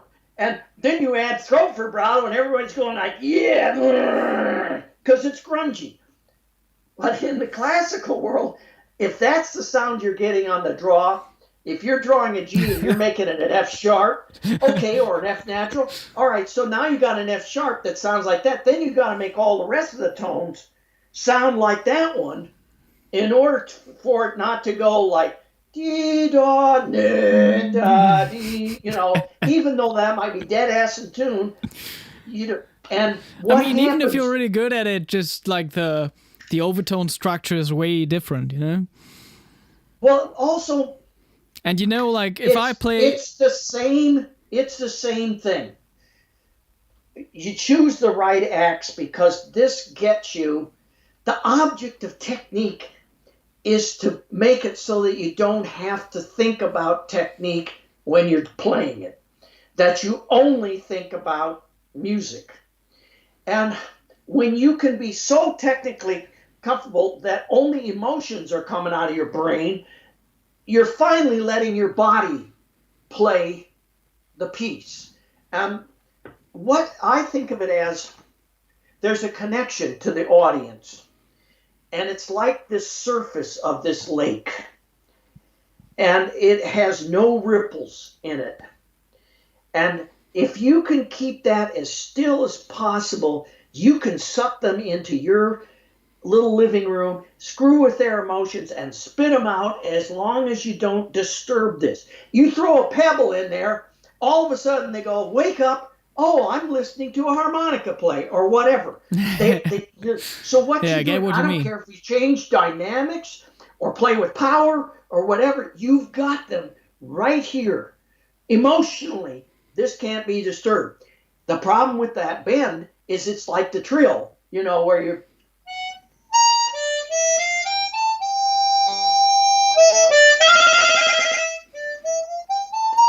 where you hear this and you're like, oh, that disturbed the lake. You want the trill to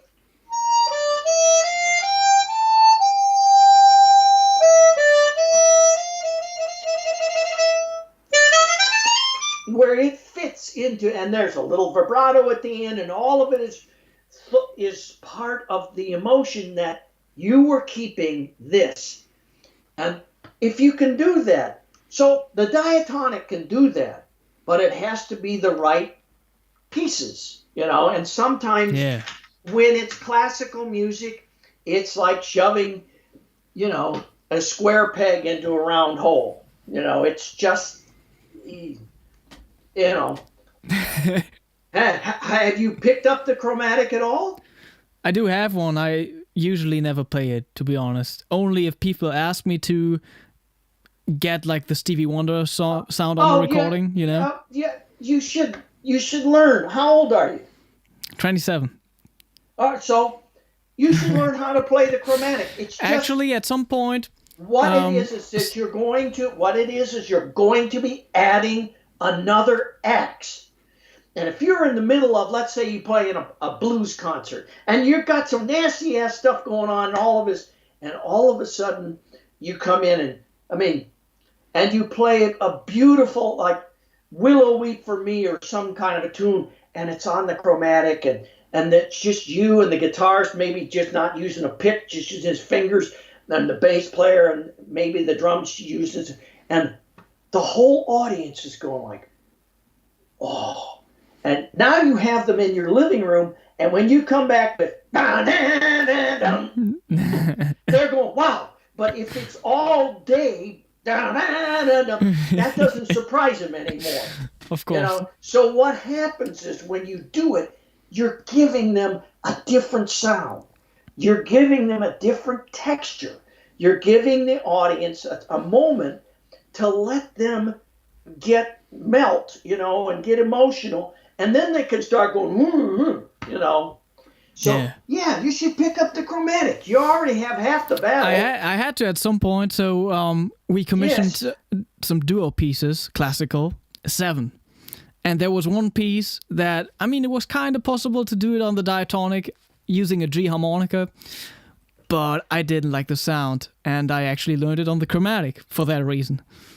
So there was like sight reading, a lot of long notes, and then upper octave on the diatonic, that would have been terrible.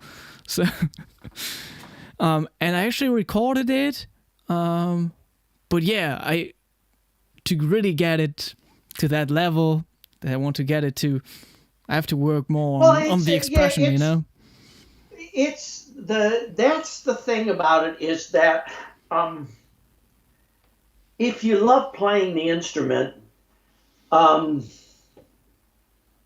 it's not work. They call it playing music. Playing. They don't call it working music. When it becomes work for me, I ain't doing it anymore. I love playing the harmonica. I was talking, it was me, Howard Levy, and Charlie Musselwhite, three of us at Spa this last time. Yeah. And I said, do you still love picking up the instrument? You know, and Charlie says to me, he says, right in front of him, he says, it's my best friend. And that's it. You know, I love playing the instrument. I play and I practice a couple hours every day. I've done this for 50 years. It's not a bother to me. I just like to get the sound. I like the sound of the instrument. I like what I can do with it. And I also like to try to make it go someplace further from where I am, trying to, you know, do advanced techniques with it. The whole idea of when you corner switch and how advanced it can be, which is something that then I can pass on, you know, to other players. And it just makes it possible for them to do things. That's your purpose of teaching, is you can't teach somebody how to play an instrument, but you can teach them how to teach themselves. And one of the techniques you get from this wealth of knowledge about the instrument, you know, is don't go down this road. And no, well, why not? Because I went down that road for 6 years and I tried it every single day for 6 years and it doesn't work. But you want that same thing, look at this. Because I did this and it only took me 2 years to learn how to do that. Yeah. And now I can do it. And not only can I do it, I can teach it to you in 6 months. I can teach you how to teach yourself how to do it in 6 months. You can tongue out of both sides of your mouth. It's possible to tongue out of one side, even together. Yeah. You can tongue out of both sides. So if I can do this, then, and what does that do? It makes it possible to do the tonguing and the intonation doesn't change because you're not here. Yeah.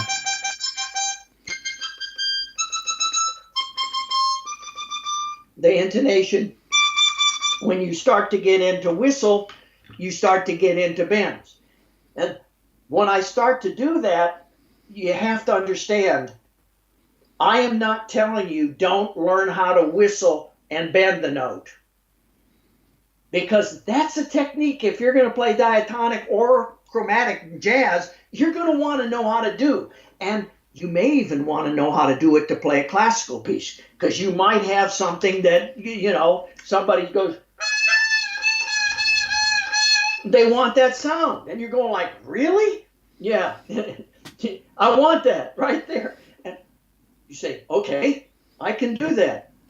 So basically what you learn how to do is everything.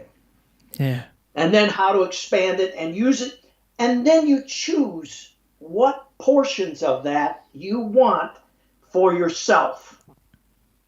You know, I will say switching corners, major big thing for the harmonica. Big deal. I mean, just to be able to, I mean, Cherubin.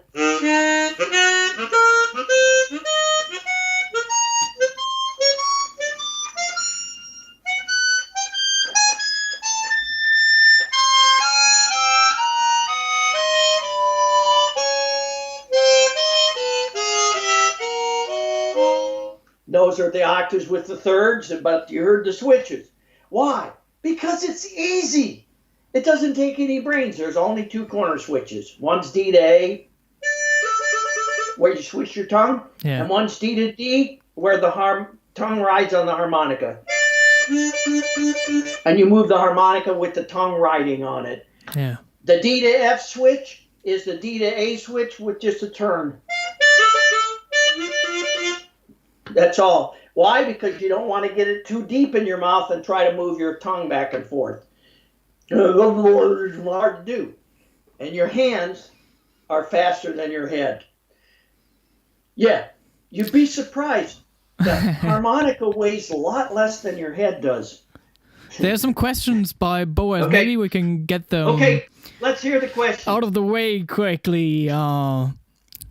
just curious, what did Robert do right after college before landing studio gigs and performing regularly with orchestras? Was he doing arranging, transcriptions, or non-music gigs?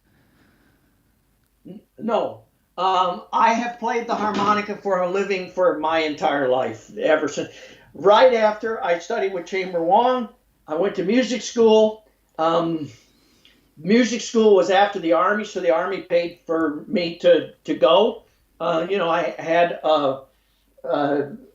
that. Then I started doing studio music. And I did every cat food and dog food commercial you possibly could imagine. I played on all ABC Sports. They would hire me because I could come in and sight read anything. Yeah. And if they needed harmonica with orchestra, to be playing in any key or whatever, they'd just come in and we just go in. It was New York City, and I was playing movies and phonograph records and stuff. It was back in the day when you got residuals and money for this. And I would get ASCAP fees and so on. And then in 1986, before, I think it was 84, Tina Turner, who just died, came out with a song called What's Love Got to Do With It? And it had a DX7 playing the harmonica part, and it could bend notes and stuff, And right after that, we lost our gig in the studio because, as Frank Zappa said, who could tell the difference in a hockey rink? When you had the harmonica playing for a cat food commercial and you had the voiceover and you had the sound effects, nobody knew it wasn't a DX7. Yeah. So the only time they would hire you is if you had to come in and go wah-wah, because they couldn't do that, Yeah. They couldn't do that. So you would go in and they'd say, okay, we need a wah-wah here. And so I was doing all the studio music that required chromatic. And I was making pretty good money doing that. And then in 86, I did the world premiere of the Henry Cowell Harmonica Concerto, as I said, with Brooklyn, Milwaukee, Los Angeles Philharmonic, the Hollywood Bowl. And after that, I was playing concertos. I trained to play concertos. I'd studied to play concertos. And by 83 was the year we started the Grand Canyon Music Festival. So then I was hanging with all of the major classical players in the world. The harpsichordist that Kenneth Cooper, who just died, had, he did the Gamba sonatas on CBS Records with Yo-Yo Ma.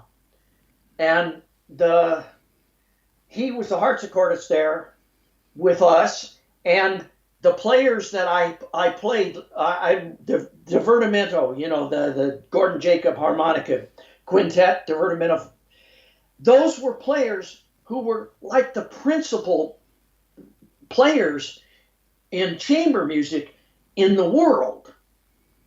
These were the guys that Yo-Yo Ma would be playing with, if they were going to do a chamber music. So I was already in this particular groove of people. And of course, a lot of the people I met at Aspen when I was there, and they were your colleagues. They were your friends. They were your colleagues. So, and I started community concerts. I played with string quartet about 200, 300 concerts in every little town in the United States. We went on tour. I was with Columbia artists at that. And then I got signed to RCA for 8 CDs. So by this point, I was making good money playing concertos, and I was making good money going out on tours, and I didn't have to play. The studio was done. I still got residuals for things I'd done before. Yeah. And if I came in, somebody would call you up, are you free on Tuesday? Yeah, okay, and I would go and do a commercial, But basically, I have never done anything else but play the harmonica for a living. Okay. Yeah. I got one last question. Yeah, what's that? So thinking about the future of the question? Yeah. Thinking about the future of the harmonica in general, maybe. Yeah. Like, do you teach in person, or was there ever a situation where you were teaching at a music school? with the students, or do you think Well, it would be necessary to make the whole thing more official, like the harmonica being taught at music schools? Yes, I tried to get a harmonica major at Manhattan School of Music at the end when I got my master's there. Yeah. And the problem is more finding the students. I mean, there wasn't one harmonica player playing chromatic at the high enough level to go to the Hong Kong competition. Not a single person in the United States playing at a level that is even rudimentary. You know, we're talking about knowing your scales and arpeggios, let alone play a concerto on an instrument. And you have to remember, when you're going conservatory of music, I mean, the kids are coming in, they've been playing piano since they were 5. You know, the flute players are coming to Juilliard playing the Ebert concerto for their audition. It's not like they learn it when they get there. Yeah. They already can play it. And there's also like at least some sort of a career path, at least like playing in an orchestra or something, you know? Yes, there's a career path. So what do I think? You have got to make up, if you're going to be a harmonica player, you got to make up your mind, your own gigs. Yeah. You know, I have talked to, I counsel people a lot of times. So if somebody out there has a real decision to make about whether they want to do this or not, yes, you can. What you're going to have to do is pretend like it's a ship and it's going in the direction that you see musically where you want to be with this instrument. And then what you do is you don't let anybody tell you that you can't do this, that you cannot play this for a living, but you're going to have to throw some poles out into the ocean and catch fish to, you know, and if you catch little fish, then you got to throw a lot of poles. And then if you catch a big fish, you can eat but the ship keeps going in the same direction.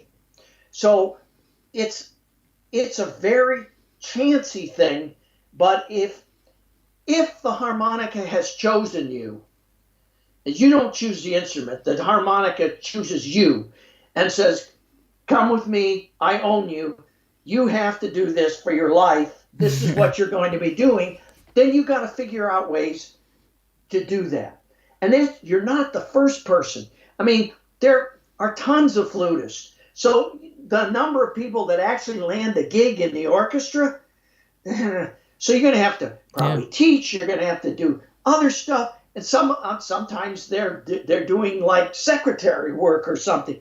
Whatever it takes, if you have an idea where you want to be with this, don't let anybody tell you that you can't do it. The second thing is you need to be able to be around people who are not harmonica players if you're going to play in the real music world. If you play jazz, then you got to be hanging with the jazz musicians.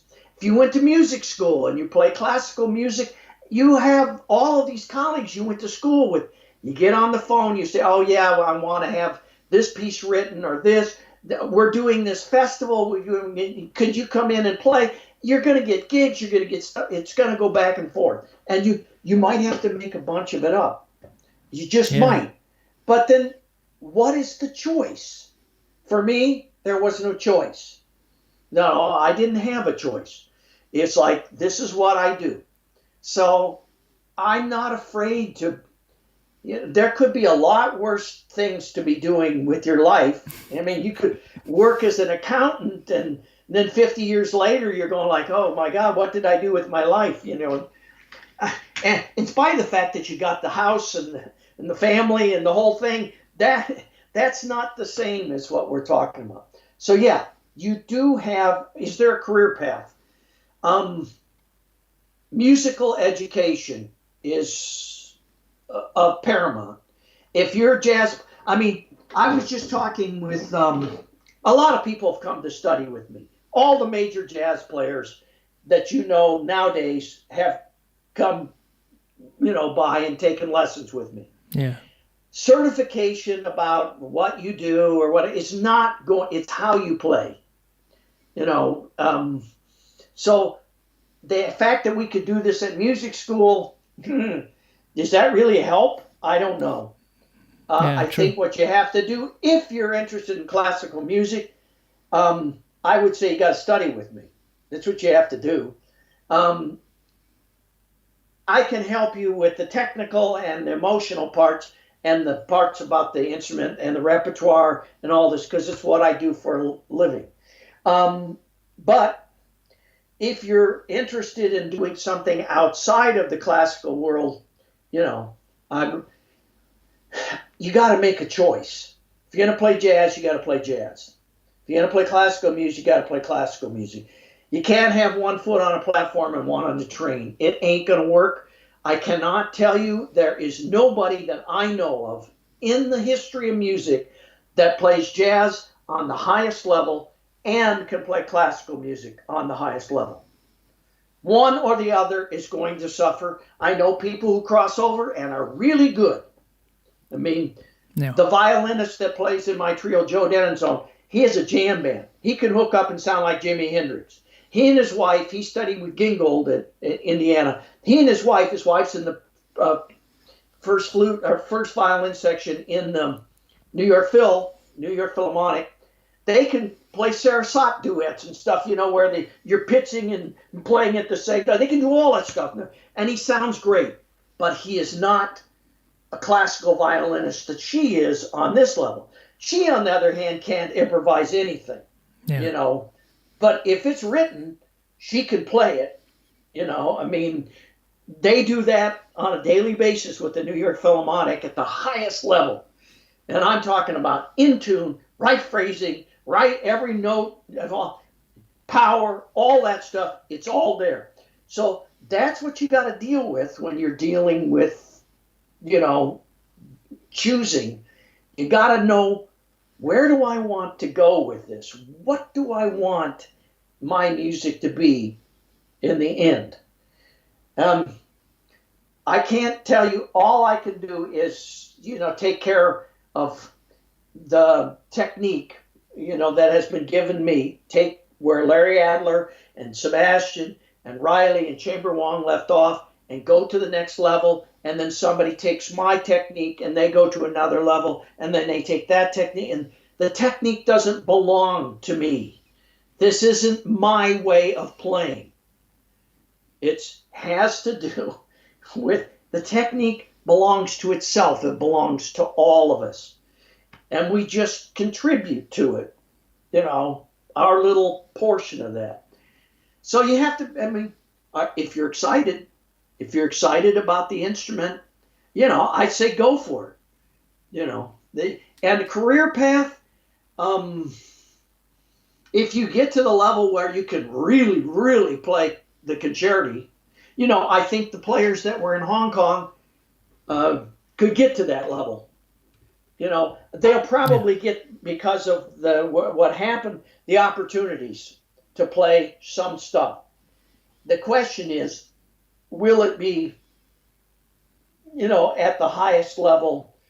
Will it be at the highest level of classical music? Right now, they're not there yet. But they have the capability of being there, if they do the work. So, have you decided? I was talking with, who Philip Jeers is, Yeah, of course. I don't know how he pronounces it. Yeah. Philip Drews, or like a Swedish friend told me how to pronounce Drews. I forgot. Drews, whatever. Yeah. I don't. So all I'm saying, he came to study with me, and I said, you got to choose. Yeah. I personally think he should choose jazz. I think he should play, because the whole classical end of things it's a completely different animal. The sound is completely different, and it's very difficult. If you're going to practice 4, 5, 6, 7, 8 hours a day to be classically good, you don't have time to blow over changes for another 4 hours, to be good at jazz. And there's only one set of lips. Yeah. So, I think that he should go that way because I think he's pretty accomplished. But the worst part of it is that I have seen players, now some of the players I played that studied with me, I mean, Gallison and Mike Turk and what was his name? Randy Singer has, and Rob Paparosi has, and so has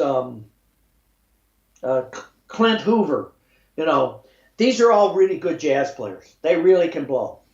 And I've taught them. My job is just to teach them how to get around on the chromatic. Their job is to learn how to blow over changes and stuff. And that is not my job.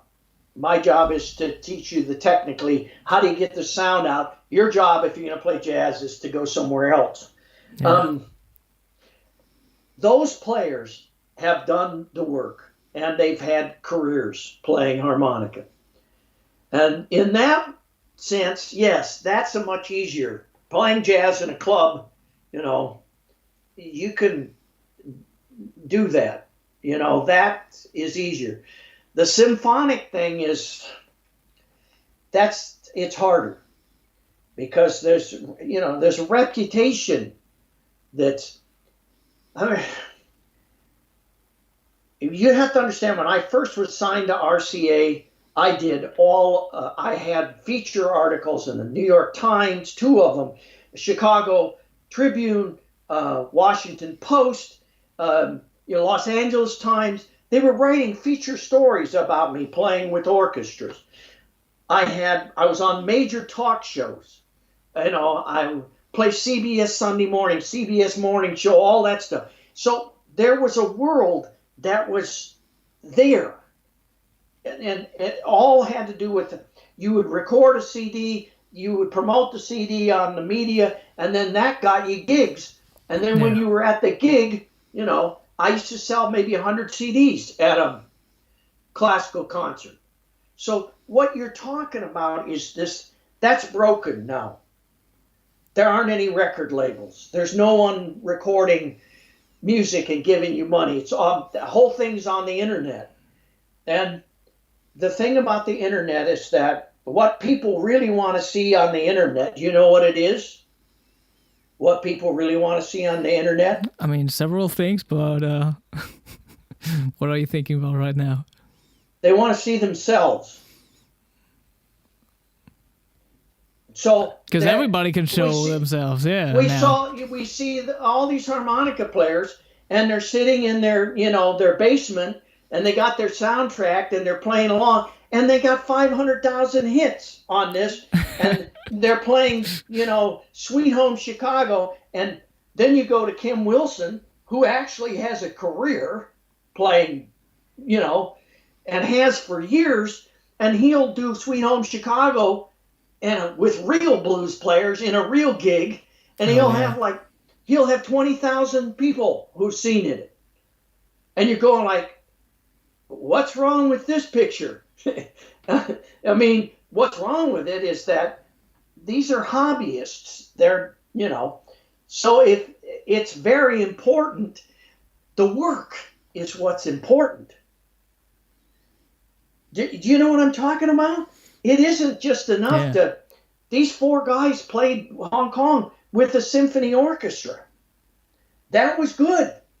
That was their first time to play with a symphony. Their first time. The work is what, so when you start to have a career, you got to build it.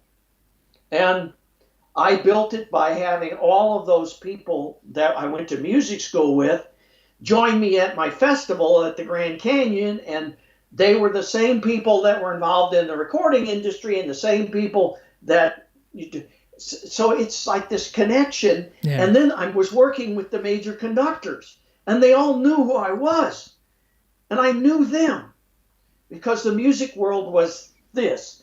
Now it's become, a whole bunch of people that are sitting in their basements, and so in that sense, what you have to do, if you've got it, figure out what you want to do with your music, and then get the hell away from, trying to impress the harmonica players.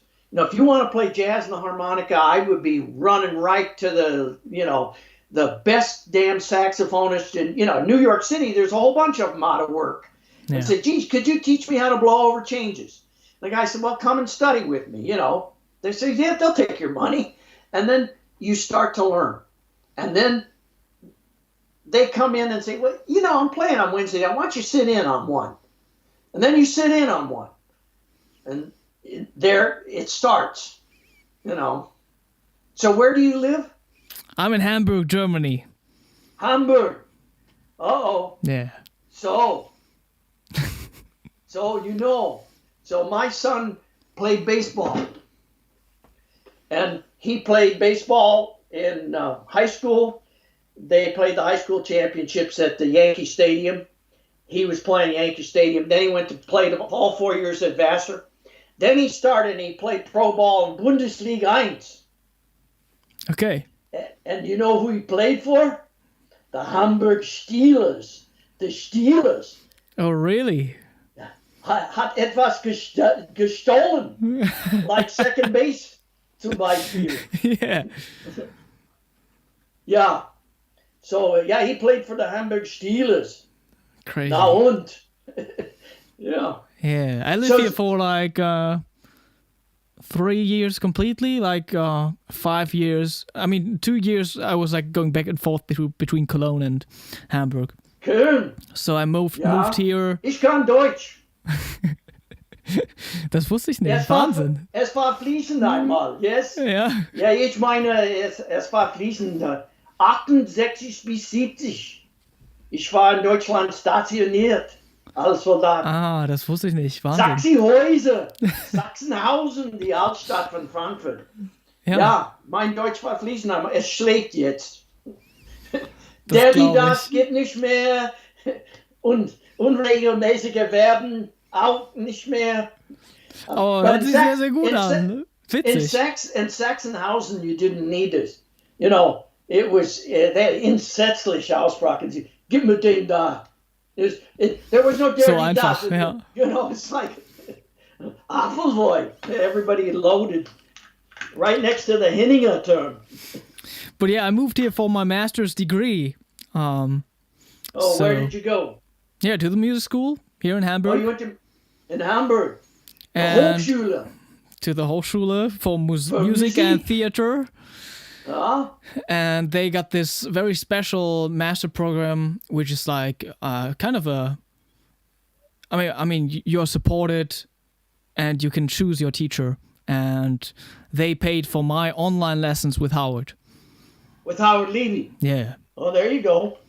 Yeah. So I finished studying in 2021. Yeah. So you know what the key to Howard Levy is, right? 12 keys? No. What do you mean? Well, because I talked with him, and so I said, yeah, there'll be other people who can bend notes and stuff like you can. I said, the real problem is they don't play piano like you. Yeah. And the whole point is that Howard Levy's thought process is coming out of this keyboard, and so that's, that's how come when I play, we all had to play piano at music school, but, we did orchestration, we did dictation, we did all of this, we would study. So when I was doing the Vaughan Williams Romance, I had already studied Vaughan Williams symphonies, because, Ludmilla, she used to love the Vaughan Williams stuff. I hated it. Not my cup of tea. But at any rate, I studied them all. Score reading, I was much more a Stravinsky guy. Yeah. Yeah. So. Wow. I think we could talk for hours. Yes, we could. So, is there anything that Yeah, if people want to come ever, this is our 40th season at the Grand Canyon Music Festival. It's always in the first few weeks of September, last week of August. Hear me play, and also Streichquartetten und so weiter. You know, very string quartets, great classical music. Alles, was das Herz begehrt. It's a very, very ugly place to go. It's at the Grand Canyon. So... Yeah, I saw some ugly pictures on your Instagram. Yes, right. Very, very ugly. Yeah. You would force yourself to go to the Grand Canyon. Oh, pretty amazing that we started that. Yeah, just posted the link in the chat. Good. That's excellent. I mean, you know, and other than that, if people are interested and they're really interested in learning how to play the chromatic and go to another level with it, you know, I will... the things you learn, you're going to learn corner switch, you're going to learn tone, you're going to learn vibrato, you're going to learn all your scales and all your arpeggios on the instrument. You know, you'll learn how to read. It's what is normally called music in every other. We're not the only ones, by the way. Guitarists get the same thing. You know, these blues guitarists who don't know how to do anything but go, boom, boom, you know, and then they go and study with a real guitarist who can, and they'll tell you the reason that you want to do this is because if you want to work, you can't just be playing the blues guitar unless you're playing in some major blues band. Somebody's going to come up and ask you to play Bessie Me Mucho or something at the wedding gig. Yeah. Anyway, so how do you like to be called? Do you like KR? I think KR is kind of cool. I also like Con. I think KR. Just like I like KR. One syllable, Con. I like that too. I like KR. I think that has a ring. Oh yeah, that's a good ring to it. Yeah. No. Yeah. Nice. Yeah. That's it. And yeah, we'll. Thank you so much for taking the time to do this. Absolutely, it's a pleasure. I hope that I opened the world into the harmonica players, the world that they could relate to. Yeah, and tell them we are all so lucky to be playing such a great instrument. It is just, you know, what can I say? I love the damn thing. It has taken me to all the major halls with all the major symphonies all over the world, you know, and I love doing it. Beautiful. Beautiful. Hey, you have a good one. You too, everybody. Thank you for tuning in. Cheers. See you next time. The next Hohner Live. See you next time. Oh yeah, maybe sometime. Maybe Mr. Mueller, you know, in Trossingen. You know him? Yeah, of course. Of course. Yeah, so we have to, you guys got to invite me to go back to the little town there. Yeah. Yeah. And me in Trossingen. I haven't been there since the 89 championships. Wow. That I judged. Wow, yeah. But that's too long ago. You're right. We had such a good time in Hong Kong together. Great I believe fun. He told me about it. Yeah. Yeah. He brought some stuff to drink that you don't. If you've been drinking that, that's probably why. Yeah. I can suggest to all you, do not drink this stuff because it has killed several people. It was some kind of medicine that was in a bottle. Have you ever had any of that? I mean, to be honest, I don't drink at all. Yeah, well, good, because this was the kind of stuff that you pour over your harmonicas to clean the stuff off of the reeds, you know. But that's like a thing at those Asian harmonica festivals. I heard about that. Right? Oh, really? No. Yeah, well, I was also hanging out with Serrano. Antonio, yeah. Yeah, Antonio. And so the three of us were going out and having beer after we judged all day long. It went well. We needed the relief, I'll tell you. Oh, wow. I know how judging is like at those festivals. Yeah, no, I've done it before, and it was so weird because the same players that I judged the '89 championships, the same people who won, was Wantani and Dalmas, Antonio, and Mark Faber. They all won. They were all at Hong Kong, and then they were now the judges. Except Mark. Mark actually participated in the contest. He went on. I mean, he went on to be a computer programmer as opposed to playing harmonica. Okay. But came back.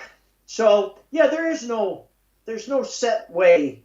If you can figure out a way just to get to play. And I've had several people, they've studied with me, and now they're playing constantly. And that might not even have been their job, and then they're playing gigs. And that's what they do. So,